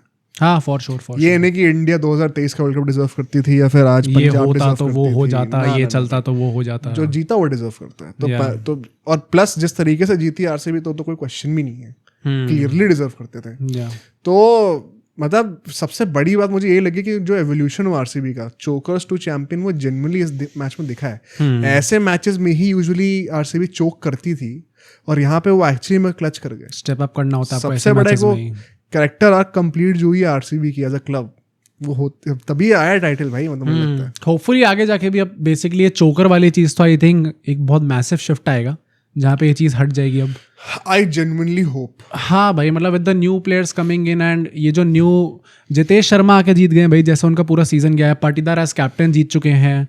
देवदत्त पडिक्कल जब वापस आएंगे तो वो भी होपफुली अच्छे फॉर्म में होंगे। यश दयाल, फिल सॉल्ट तो सीरियल विनर बन गए। फिल सॉल्ट तो 2 टाइटल जीत गए। Suyash Sharma I think has a very bright future at least in the IPL right now. भी कुछ टाइम तो रहेंगे ही रहेंगे। हाँ, तो आई थिंक ये एटलीस्ट ये मेंटालिटी जो थी, जहाँ पे आप जब भी आप वो क्रूशियल सिचुएशंस आ रही थी उनमें चोक कर जा रहे थे, आई थिंक वो चीज़ चेंज हो गई। आई think this was the last cycle जब उनके पास चांस था वो चीज़, वो नैरेटिव को बीट करने का। क्योंकि अगर अगले साइकिल में मान लो विराट कोहली नहीं होंगे और तभी जीत जाते ना, तो फैंस अलग नस पकड़ लेते करने के। देखो विराट कोहली गया और जीत गए, तो भी आरसीबी फैंस को वो पूरी दिल की शांति मिलती नहीं कहीं। ये लास्ट साइकिल थी जहाँ पे इनके पास वो मौका था, इन्होंने पहले साल में करके दिखाया था। अब अगले 2 साल बड़े आराम से खेलते। हाँ, थोड़ा काम डाउन रहोगे आप, चिल रहोगे। डोंट विन, मैं कह रहा हूँ चलो प्लेऑफ्स में तो एटलीस्ट आई थिंक एक बार तो क्वालिफाई और करना चाहिए अगले 2 साल में से। बट अगर मैं कह रहा हूँ नहीं भी होता है, अभी वो टाइटल आ गया। कोहली भी मुझे लगता है कि अब does he have any motive to play beyond this cycle? वो मोटिव तो हाँ नहीं होगा। आई थिंक वो पूरा उनका जो बिल्डअप था वो यही था कि मुझे एक बार उस टीम के साथ जीतना है जिसने मुझे इतना ज्यादा साल दिए हैं, जितना बैक करा है। इंटरव्यू में कहते हैं कि मैं एज एन इम्पैक्ट प्लेयर खेलूंगा भी नहीं, खेल भी नहीं सकता। खेलूंगा तो पूरा खेलूंगा ना, खेलूंगा ही या आई थिंक तो वो प्रॉपर, आई थिंक वो मोटिवेशन तो नहीं होगा exactly. I don't think motivation is the right word, but वो एग्जैक्टली वो दिमाग में एम तो नहीं होगा, इंसेंटिव कि मुझे जीतना ही जीतना है कुछ भी करके। जैसे उन्होंने बोला कि भाई मैं हर मैच को 18 साल से हर मैच में हर मोमेंट पे अपना 120% दे के आ रहा हूँ, और वो फाइनली आपको उनका फल मिल गया। तो आई थिंक वो एग्जैक्टली वैसा टाइप का इंसेंटिव नहीं होगा। एट द सेम टाइम ये साइकिल तो आई थिंक पूरी खेलेंगी अच्छे से। एंड आई स्टिल थिंक कि वो 600 प्लस रन वाला जो सीजन होता है, आई थिंक एटलीस्ट एक और तो है उनके अंदर अभी भी, क्या पता वो दोनों में निकाल दें, बट वही बात है कि वो पिछले अब 3 कंसेक्यूटिव ईयर से करते आ रहे हैं. मैं एक्चुअली बिल्कुल जज नहीं करना चाहता हूँ, because next year once again as I said he will be playing as a one format play for the first time. तो कितनी मैच प्रैक्टिस होगी पता नहीं. At the same time अब ट्रॉफी का प्रेशर भी नहीं है, तो शायद खुल के भी और खेले. तो मुझे पता नहीं मैं क्या जज करूँ एग्जैक्टली. तो मैं बिल्कुल ब्लैंक स्टेट के साथ जाऊंगा. कोहली के साथ तो एग्जैक्टली आप बता ही नहीं सकते कि कैसा होने वाला है आगे जाके, क्योंकि जब भी आपको लगता है कि अच्छा ये आउटडेट हो जाएंगे थोड़े, इस गेम आगे बढ़ रहा है, कुछ ना कुछ करके वो आदमी वापस आता ही आता है. तो 600 प्लस का अभी गया, हम प्रिटी श्योर कि एटलीस्ट अगले 2 साल में 1 साल तो मिलेगा. आई वोंट बी सरप्राइज अगर दोनों साल में मिल जाए. अच्छा, क्या लगता है इस विन के बाद से आरसीबी की फैन बेस में कुछ चेंज आएगा या फिर ज्यादा हवा में उड़ेंगे? आई थिंक ठहराव आ जाएगा. मुझे ना सक्सेस थोड़ा ठहराव देता है. मतलब आपको जब आप जीते नहीं होते हो, आपको जस्टिफाई करने के लिए ज्यादा चौचौ करनी पड़ती है. अब आप वो टाइटल जीत चुके हैं, तो इवन अगर लोग चढ़ा रहे होंगे, I think probably they take it in a positive manner कि हमें पता है कि जस्ट ट्रोलिंग है जबरदस्ती की तुम लोग करने का ट्राई कर रहे हो. 8-9 बार तो ऑलरेडी प्लेऑफ्स में पहुंचे हुए हैं. आई थिंक 10 बार पहुंच चुके हैं प्लेऑफ्स में. जितना भी पिछले 6 में से 5 बार पहुंचे हैं. बस एक टाइटल की देरी थी. तो हाँ, मतलब आई वुड बी सरप्राइज. लोग कहते हैं ना कि अब तो आरसीबी फैंस पागल हो जाएंगे. मुझे आई वुड नॉट बी सरप्राइज अगर थोड़ा ठहराव आ जाए, थोड़ी मैच्योरिटी आ जाए. मतलब सिक्योरिटी आ जाती है ना आपके अंदर. आपको पता है कि दूसरा आदमी बोल रहा है, पर वो उससे मजाक उड़ाने के लिए बोल रहा है. एक्चुअली में उसे खुद भी पता है कि आरसीबी अब टाइटल जीत चुकी है and you are champions right now.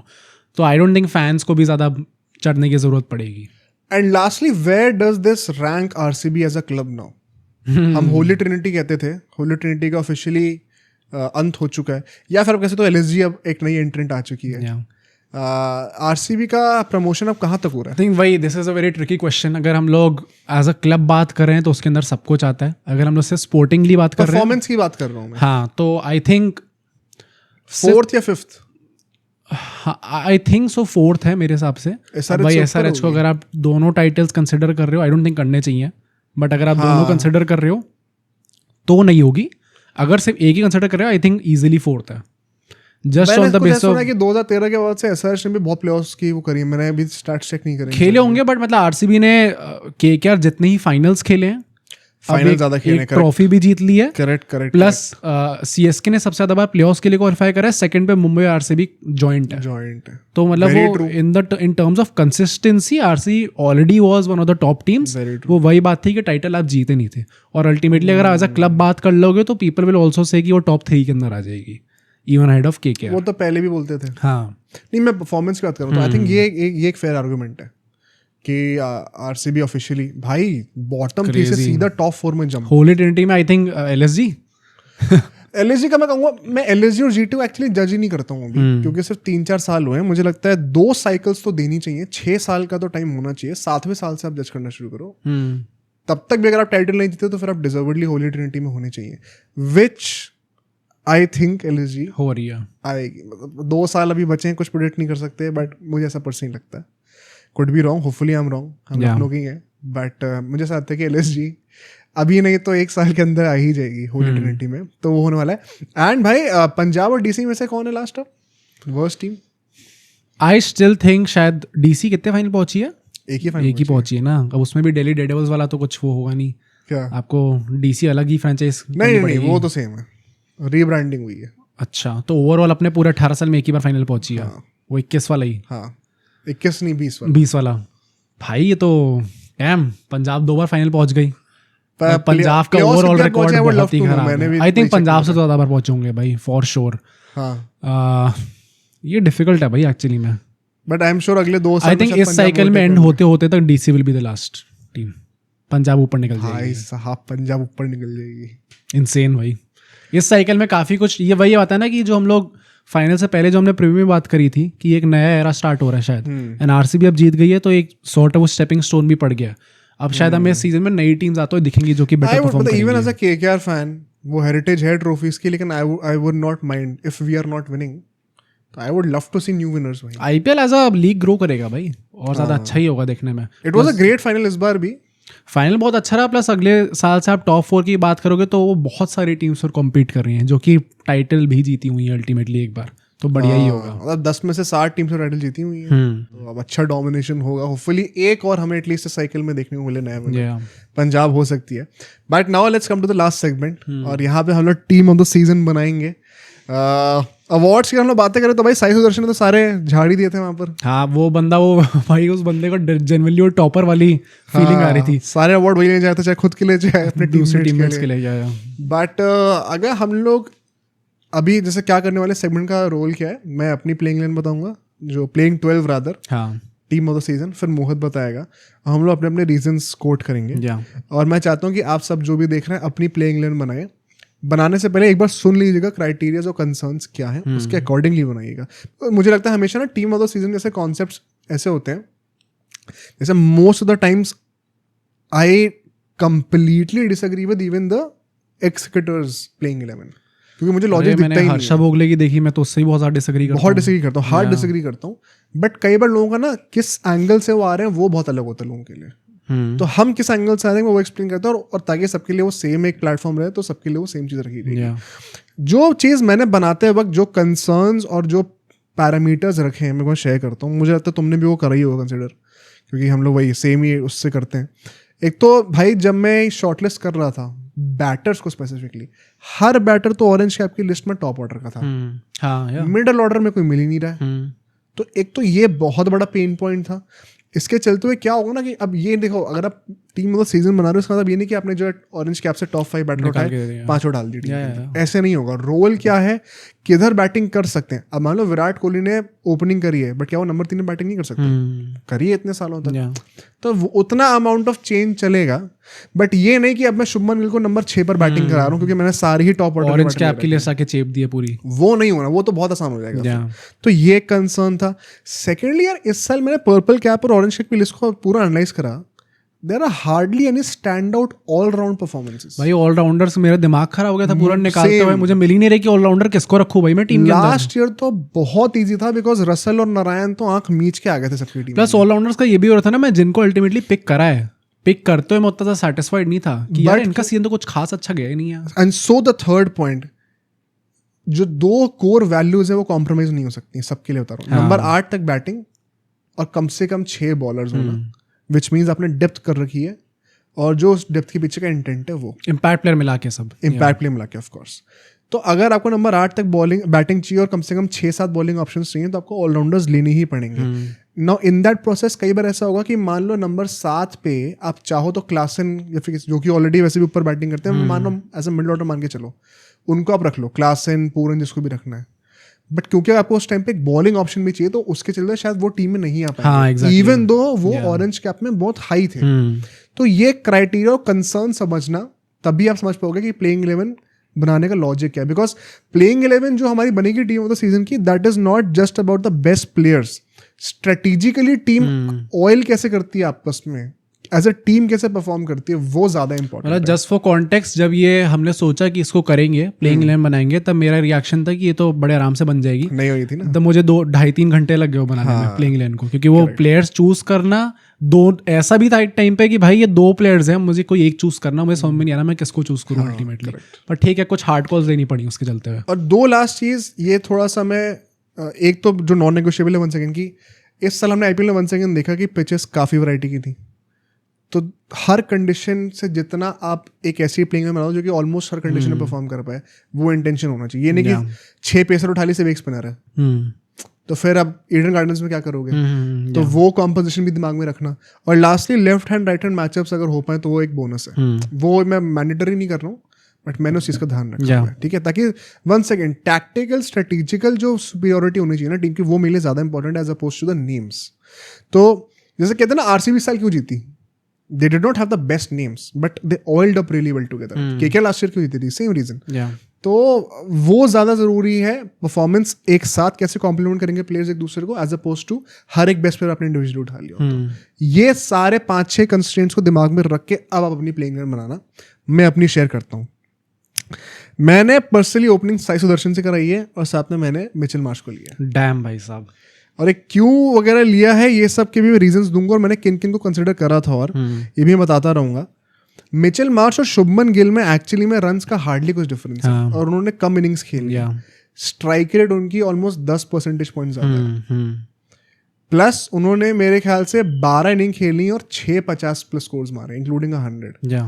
हर दूसरी इनिंग में उन्होंने 50 प्लस टापा है। तो कंसिस्टेंसी पैरामाउंट है। ऑल दोज रीजंस, उन सबके चलते हुए मुझे लगता है कि for me Mitchell Marsh was a better fit that Shubman Gill. Okay. I think यहाँ पे शायद तुमने कुछ अलग करा होगा. मैंने अभी अच्छा मैं करता हूँ पहले. या तो ये मेरे ओपनर्स होंगे. नंबर 3 पे मैंने सूर्य कुमार यादव रखे हैं. आई think one second goes without saying. या नंबर 4 पे मैं श्रेयस अय्यर रख रहा हूँ, जो कि मेरे कप्तान होने वाले हैं टीम के. ठीक है, इसमें भी कोई डाउट नहीं है मुझे. And one second I would say he has been one of the best Indian batters in this season. For sure. Virat Kohli team में नहीं होंगी इसी के चलते, अनफॉर्चुनेटली. नंबर 5 पे मैं रखूंगा पूरन को, जो कि हमारे विकेट कीपर होंगे इस प्लेइंग 11 के लिए. नंबर 6 पे मैं रख रहा हूँ एक्चुअली में हार्दिक पांड्या को.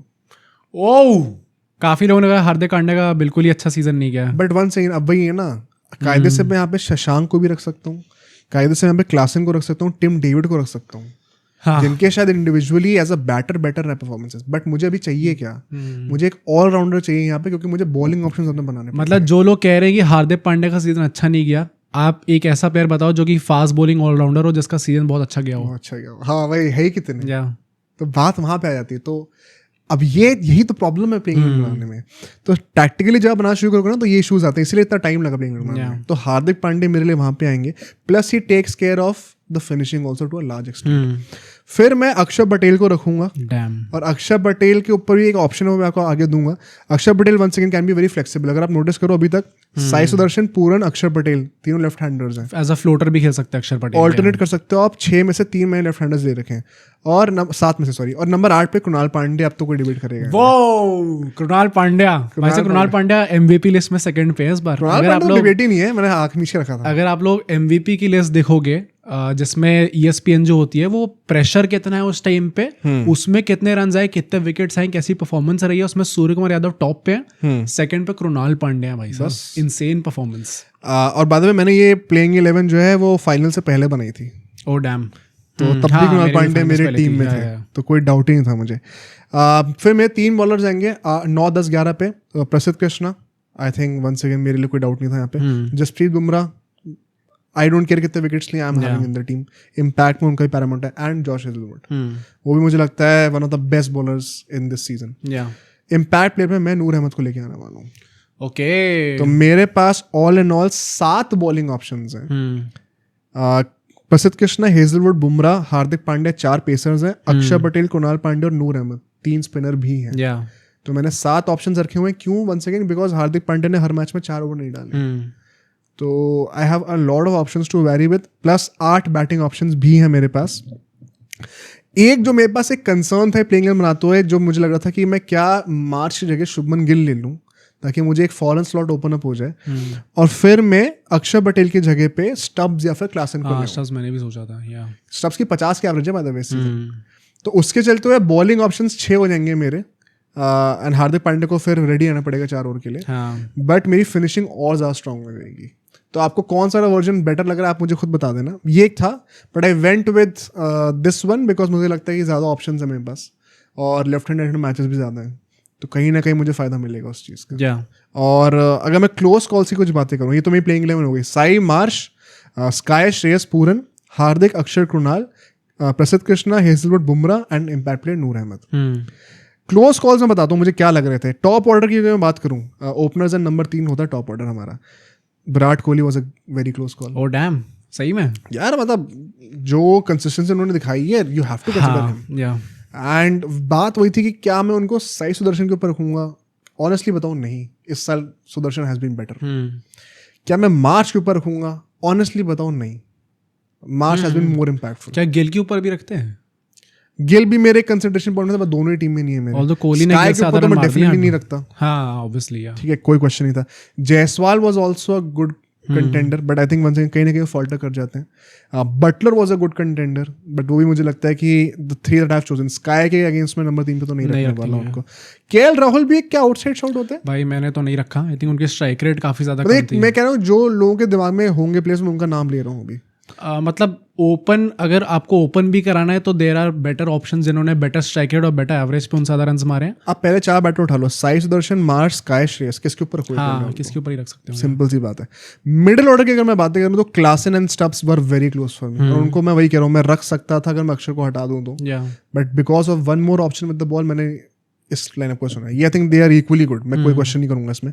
Nehal Wadhera was one option जो कि मैं सोचा था, but once again because it does not bowl, और मतलब बॉलिंग वैसे करते हैं बट इस सीजन नहीं करी है, तो अक्षर पटेल बिकॉज ऑफ दैट मैं थोड़ा सा उनको एक एडवांटेज पॉइंट दिया। Plus he is also bowling a lot in the power play, तो अगर मुझे किसी पिच पे पावर प्ले बॉलिंग करानी हो और मुझे पेसर्स से सारे ओवर्स वेस्ट नहीं कराने, मान लो मुझे बुमराह के 2 से 3 ओवर आखिरी के 6 ओवर में बचा के रखना है, तो मैं एक्चुअली अक्षर पटेल को यूज कर सकता हूँ। Krunal Pandya can also bowl in the power play, Noor Ahmad has also bowled in the power play, तो मेरे स्पिनर्स की वर्सेटिलिटी बहुत है उस मामले में। रथरफोर्ड वाज आल्सो एन ऑप्शन जो कि मैं कंसीडर करता था, ये मैंने कंसीडर नहीं किया। अंडररेटेड है भाई, प्लस बॉलिंग करते हैं, इस साल करी नहीं बट करते हैं, पेस डालते हैं वो। बट वही है कि जो मैंने फॉरनर्स ले रखे थे, किनको ही लेते हैं, मार्श पूरन के ऊपर तो नहीं लेता मैं पर्सनली। फिनिशर्स की अगर मैं बातें करूं तो Shashank was a very close call for me, but वो बॉलिंग नहीं करते हैं भाई, 6-7 बॉलर्स चाहिए थे इसलिए नहीं रख पाया हूं मैं। वन सेकंड, ये क्राइटेरिया आपको भी कंसिडर करना है टीम बनाते वक्त। Tim David was a close call, मुझे तो उन्होंने भी काफी क्लच खेला था, बट वो फिर फॉरेन स्लॉट खाते और वहां पे I would personally rather have Klaasen और Stubbs as a finisher anyway, तो वो मुझे लग रहा था। विपराज, मैंने विपराज को भी सोचा था क्योंकि भाई bowling allrounder at number 8, but Krunal ने क्लच कर दिया बहुत ज्यादा। कृणाल ने क्लच कर दिया, प्लस अगर आप देखोगे तो अगर आप वो ऑलराउंडर और स्पिनर का कंपैरिजन देख रहे हो तो अक्षर पटेल का भी overall season it has been slightly better than Vipraj. And Jansen, वो भी मैं सोच रहा था at number 8, but one second, Josh Hazlewood और नूर अहमद मिले एज बॉलर ज्यादा वैल्यूएबल। भाई पेसर्स में तो जनरली बहुत डिफिकल्ट हो गया था चूज किसको करा जाए एक्चुअली। अच्छा, सरप्राइजिंगली पेसर्स के लिए मुझे 1 सेकंड लगा है। मेरे तो बहुत लगा, मेरे दिमाग में बहुत क्लियर था कि मुझे यही 3 चाहिए। ओके, कोई डाउट नहीं था। पेसर्स में bolt was a close call. तुम्हारे कौन कौन पेसर्स हैं इस टाइम पे? प्रसिद्ध कृष्णा, हेजलवुड, बुमराह। प्रसिद्ध कृष्णा, हेजलवुड और Bumrah. Okay, Boult was a close call. Arshdeep Singh was a close call also. Harshal Patel has been very underrated this season, उनका भी कॉल बन रहा था। एंड मिचेल स्टार्क का भी मैं थोड़ा बहुत कंसिडर कर रहा था, but he had not played the full season, तो वो भी थोड़ा बहुत मेरे लिए क्राइटेरिया था उनको हटाने का। एंड स्पिनर्स में मुझे प्रॉब्लम आई थी थोड़ी सी, because most of my spinners are all rounders, because वो डेप्थ चाहिए होती है। Sai Kishore unfortunately missed out. Kuldeep Yadav had a great season actually में। भाई Varun Chakravarthy has a very underrated season. 17-18 wicket उन्होंने लिए और इकोनॉमी सिर्फ 7 पॉइंट समथिंग की है उनकी। Digvesh Rathi underrated shout. Mitch Santner at number 8, but once I think Krunal Pandya ने ज्यादा क्लच करा है, तो उसके चलते हुए मैंने ये प्लेइंग 11 बनाई है। आई थिंक मैंने बहुत सारे नाम लिए क्लोज कॉल्स में जिनसे सबके डाउट्स कवर भी हो गए होंगे, बट मुझे लगता है मेरी प्लेइंग 11 ये थी। बाकी तुम बताओ, फिर हम कंपेयर करते हैं। तो भाई मेरे जो हमारे पहले 5 खिलाड़ी हैं वो मोर और लेस सेम है। अच्छा। मैं साई सुदर्शन से ओपन करा रहा हूँ। उनके साथ मैंने शुभमन गिल को चूज करा। अच्छा। और मैंने मिच मार्श को चूज नहीं करा। साई सुदर्शन आई डोंट थिंक किसी को कुछ जस्टिफाई करने की जरूरत है। ओवरऑल अगर आप ESPN का वही MVP का लिस्ट देखोगे एंड इसमें वही किस प्रेशर में, किस सिचुएशन में कितने रन्स मारे हैं, वो सब कंसिडर करा जाता है। तो Sai Sudharsan has been the second most impactful player after SKY first. Krunal Pandya क्या था तुम तो?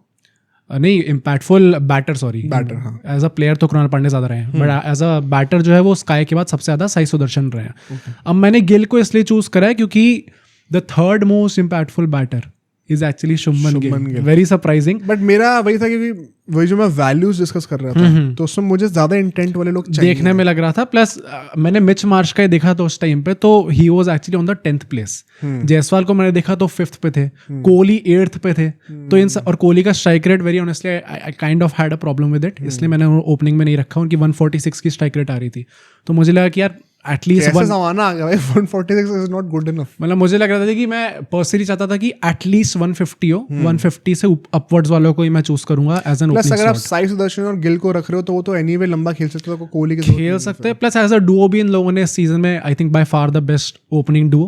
But I think my openers are more explosive. हो सकता है भाई, मुझे लगा कि ये ज्यादा कंसिस्टेंटली परफॉर्म कर पाएंगे, इससे मैंने शुभमन गिल चूज करा है। थर्ड पे स्काई ऑब्वियसली, फोर्थ पे Shreyas who is also going to be my captain. मैंने हर्षा भोगले की देखी, उन्होंने श्रेयस अय्यर को रखा है, हार्दिक पांड्या को रखा है और हार्दिक पांड्या कैप्टन। तो सब लोगों ने नीचे कमेंट्स में यही बोल रखा है कि आप इस सीजन के बाद भी आप कह रहे हो हार्दिक पांड्या कैप्टन। थोड़ा अजीब लग रहा था। 5th पे मैंने पूरन रखे हैं एंड पूरन का भी अगर आप देखोगे तो बहुत ही ज्यादा अच्छा, उनका 6th मोस्ट इम्पैक्टफुल बैटर थे। एंड जो स्ट्राइक रेट है उनकी वो टॉप 20 बैटर्स जो ऑरेंज कैप में सबसे ज्यादा, उनकी स्ट्राइक रेट 196 की है। तो बहुत ही तगड़ी स्ट्राइक रेट से उन्होंने रन मारे हैं, इसलिए मैंने 5th पे पूरन को रखा है।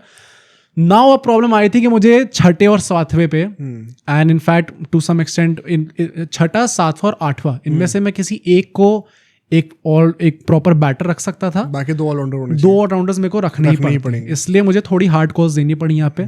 6 पे मैंने अक्षर पटेल को रखा है। सेम।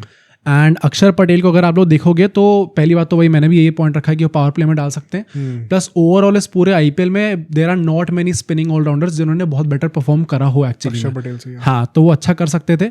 नारायण भी मेरे पास आ रहे थे कि मैं नारायण को थोड़ा लो की सीजन रहा है उनका भाई, एमवीपी में वो 4th पे है। नहीं, प्लस अक्षर पटेल के भी कुछ 250 रन नहीं है, नारायण के भी उतनी ही है। प्लस मतलब पर मुझे वही लग रहा था कि इनको मैं नीचे तो बैटिंग करा नहीं सकता, क्योंकि ऊपर ही करेंगे, फिर वो सब खराब हो जाएगा। मतलब कहीं ना कहीं आप देखोगे कि आप 1-2 पोजीशन ऊपर नीचे कर सकते हो, बट एक आदमी जो ओपन कर रहा है उसको मैं कह दूं नंबर 6 नंबर 7 पे बैटिंग करने वो बहुत ज्यादा मार्जिन हो जाता है। Plus there is proven record कि वो नीचे आके अच्छा बैटिंग नहीं कर पाते, इसलिए मैंने नारायण को नहीं रखा यहाँ पे। फिर 7 पे मैंने टिम डेविड को रखा है। And Tim and Tim David को मैंने इससे रखा है क्योंकि उनका एक स्टार्ट है कि उनकी एवरेज एज अ फिनिशर इस सीजन मारोन ने 187 रन दिए हैं, पर उनकी जो एवरेज है वो 62 की है। हाँ, बॉल खेली कितनी की रहते हैं। हाँ, पर मतलब बट दिस ऑल्सो मीन्स कि अल्टीमेटली जब भी वो मैच हो रहा है उनको वो फिनिश करके गेम वापस आ रहे हैं। हाँ, क्योंकि नॉट आउट रहे ultimately. That is why I think as a finisher he has done his job fairly well. 8th पे मैंने कृणाल द गोट पांड्या को रखा है। गोज अभी तक हमारे चेन से 2 ही प्लेयर हुए हैं। हाँ, एक टिम डेविड और हार्दिक पांड्या का स्वैप हुआ, और तुमने गिल रखा, मैंने मार्श रखा। हाँ, ठीक है। 8th पे मैंने कृणाल पांड्या रखा है। गोज विदाउट सेइंग भाई, second most impactful player in this season. Again वो एक प्रॉपर आप टिपिकल स्पिनर की तरह उनको ट्रीट मत करो, क्योंकि वो बंदा इतना ज्यादा स्ट्रीट स्मार्ट है कि वो कुछ ना कुछ वेरिएशन लेके आते हैं। प्लस पावर प्ले में भी वो बॉलिंग कर सकते हैं, इस रीजन से मैंने उनको रखा हुआ है। उसके बाद अगर हम लोग देखें तो मैंने 9th पे कुलदीप यादव को रखा है। एंड कुलदीप मेरे में नूर अहमद नहीं है। कुलदीप यादव को मैंने ऐसे रखा है क्योंकि पहली बात तो देखो विकेट्स तो दोनों ने लिए, नूर अहमद ने ऑलमोस्ट 8-9 विकेट उनसे ज्यादा लिए तो। पर मेरा पॉइंट ये कि इकोनॉमी देखो अगर आप, तो वो amongst all the spinners Krunal Pandya कह रहा हूँ, कुलदीप यादव की सबसे कम रही है। 7.07 की इकोनॉमी है। एंड अगर आप इम्पैक्ट कैलकुलेट करोगे तो प्रसिद्ध कृष्णा के बाद उनका सेकंड मोस्ट इम्पैक्ट है, even more than Noor Ahmad who is on 3rd। पर मेरा पॉइंट ये है कि जैसे मैंने अपनी टीम में अक्षर और कुणाल रखे हुए हैं, जो तुमने भी रखे हैं, तो वो 2 ऑलरेडी कंटेनर्स हैं मेरे पास who don't have to take the wicket, तो मुझे एक विकेट टेकिंग ऑप्शन चाहिए था। नहीं तो मतलब Kuldeep Yadav Krunal Pandya in fact is also turned out to be wicket taker, या but traditionally he is a container. तो अगर किसी ने ज्यादा विकेट लिए एज अ लेग स्पिनर तो व्हाई वुड आई, मतलब तब मैं इकोनॉमी का नहीं सोचूंगा पर्सनली। अच्छा, मतलब 2 कंटेनर्स और एक प्रॉपर ऑलरेडी है, तो फिर मैं एक फेयर इनफ। उसका 10 पे मैंने ऑब्वियसली हेजलवुड को रखा है। एंड हेजलवुड का भाई मेरे में बहुत बड़े पेसर मिस आउट करने वाले हैं। अच्छा, हेजलवुड मैंने रखे हैं 10th पे। 11th पे मैंने अर्शदीप रखे हैं। एंड अर्शदीप का मैंने बस पूरा रीजन ये रखने का क्योंकि सारे राइट हैंडर पेसर हो रहे थे, मुझे एक लेफ्ट आर्म पेसर चाहिए था, तो इसलिए मुझे चूज करना पड़ा बेसिकली, वरना मैं भी प्रसिद्ध कृष्णा को यहाँ पे रखता। मैं प्रसिद्ध कृष्णा को नहीं रखा। बुमराह को रखा तुमने? बुमराह को तो रखा ही है मैंने। प्रसिद्ध कृष्णा बाहर है भाई। Bumrah in this season has been the most economical bowler. नहीं, बुमराह तो होगा ही टीम में। हाँ, वो तो कोई डिबेट ही, तो प्रसिद्ध कृष्णा को ही रखा। आई थिंक बेसिकली यहाँ पे ऑप्शन आएगा कि आप हेजलवुड को रख सकते हो या फिर प्रसिद्ध कृष्णा को, क्योंकि एक लेफ्ट आर्म पेसर मेरे को अर्शदीप सिंह में चाहिए था। क्यों चाहिए लेफ्ट आर्म पेसर? यार एक ऑप्शन वैरायटी प्रोवाइड कर रहा है आपको। तो तुम्हारे इट्स नॉट लाइक कि अर्शदीप सिंह हैज तुम्हारे तीनों स्पिनर लेफ्टी हैं।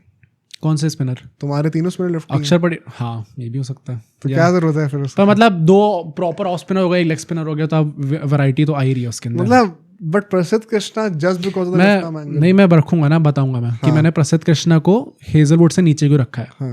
Hazlewood has been the 4th most impactful. Arshdeep से नीचे को रखा, मुझे ये समझ। अर्शदीप को तो मैंने सिर्फ लेफ्ट आर्म पेसर के लिए रखा है, वो तो मैं बोल ही रहा हूँ। तो अगर आपको ऑप्शन होगा कि आप बुमराह, हेजलवुड और प्रसिद्ध कृष्णा से में से चूज करोगे, तो आप बुमराह को तो फॉर श्योर रखोगे। अब पॉइंट आता है हेजलवुड को रखोगे या फिर प्रसिद्ध कृष्णा को रखोगे। चलो अच्छा।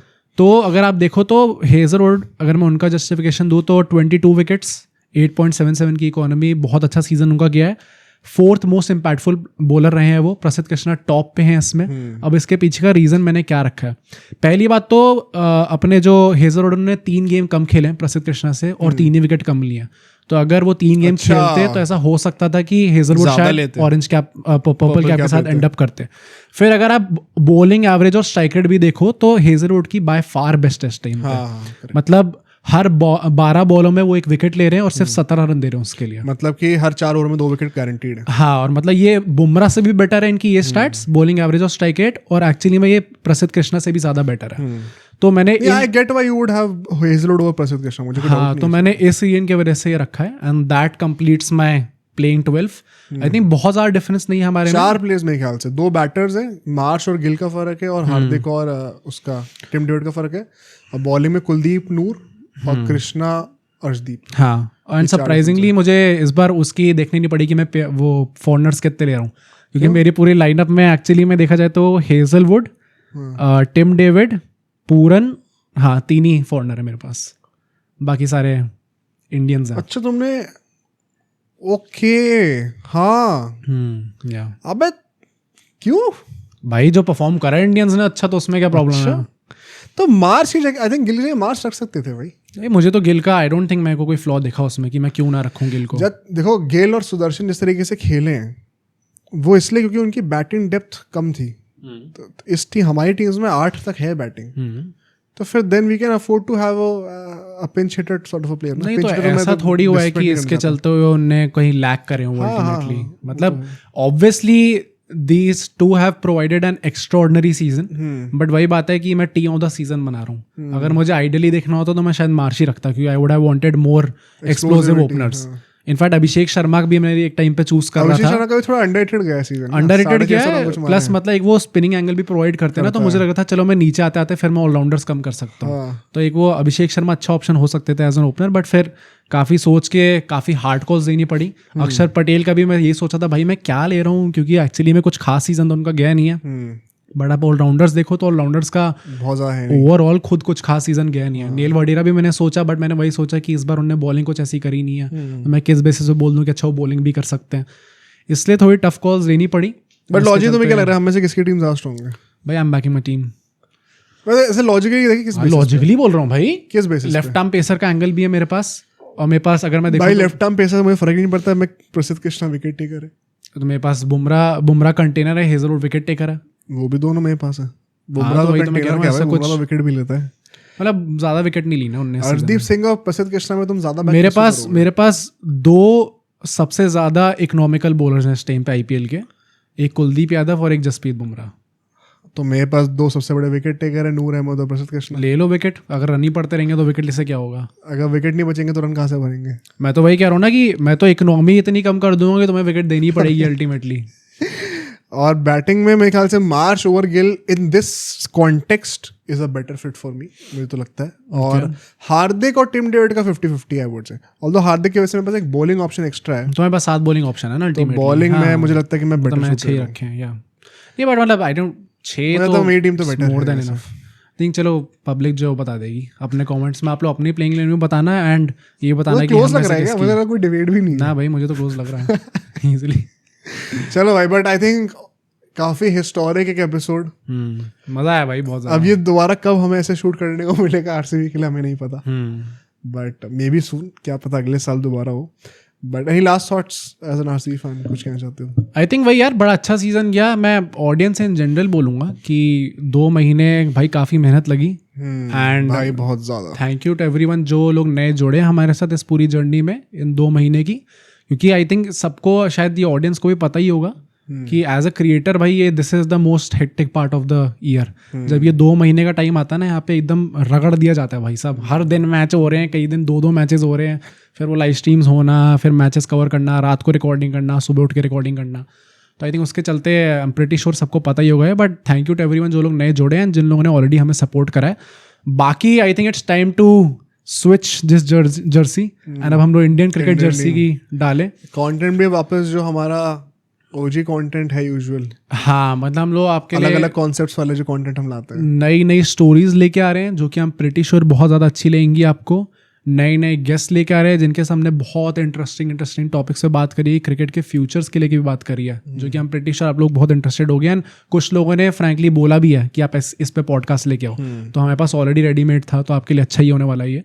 तो हम लोग we are going back to that template. I am pretty sure कि आप लोगों को कंटेंट पसंद आएगा तो प्लीज़ आप सपोर्ट करते रहिए। इस वीडियो को आप ज़रूर लाइक करिए, हमारे चैनल को सब्सक्राइब करिए, अपने दोस्तों में शेयर करिए, and we'll see you guys in the next episode.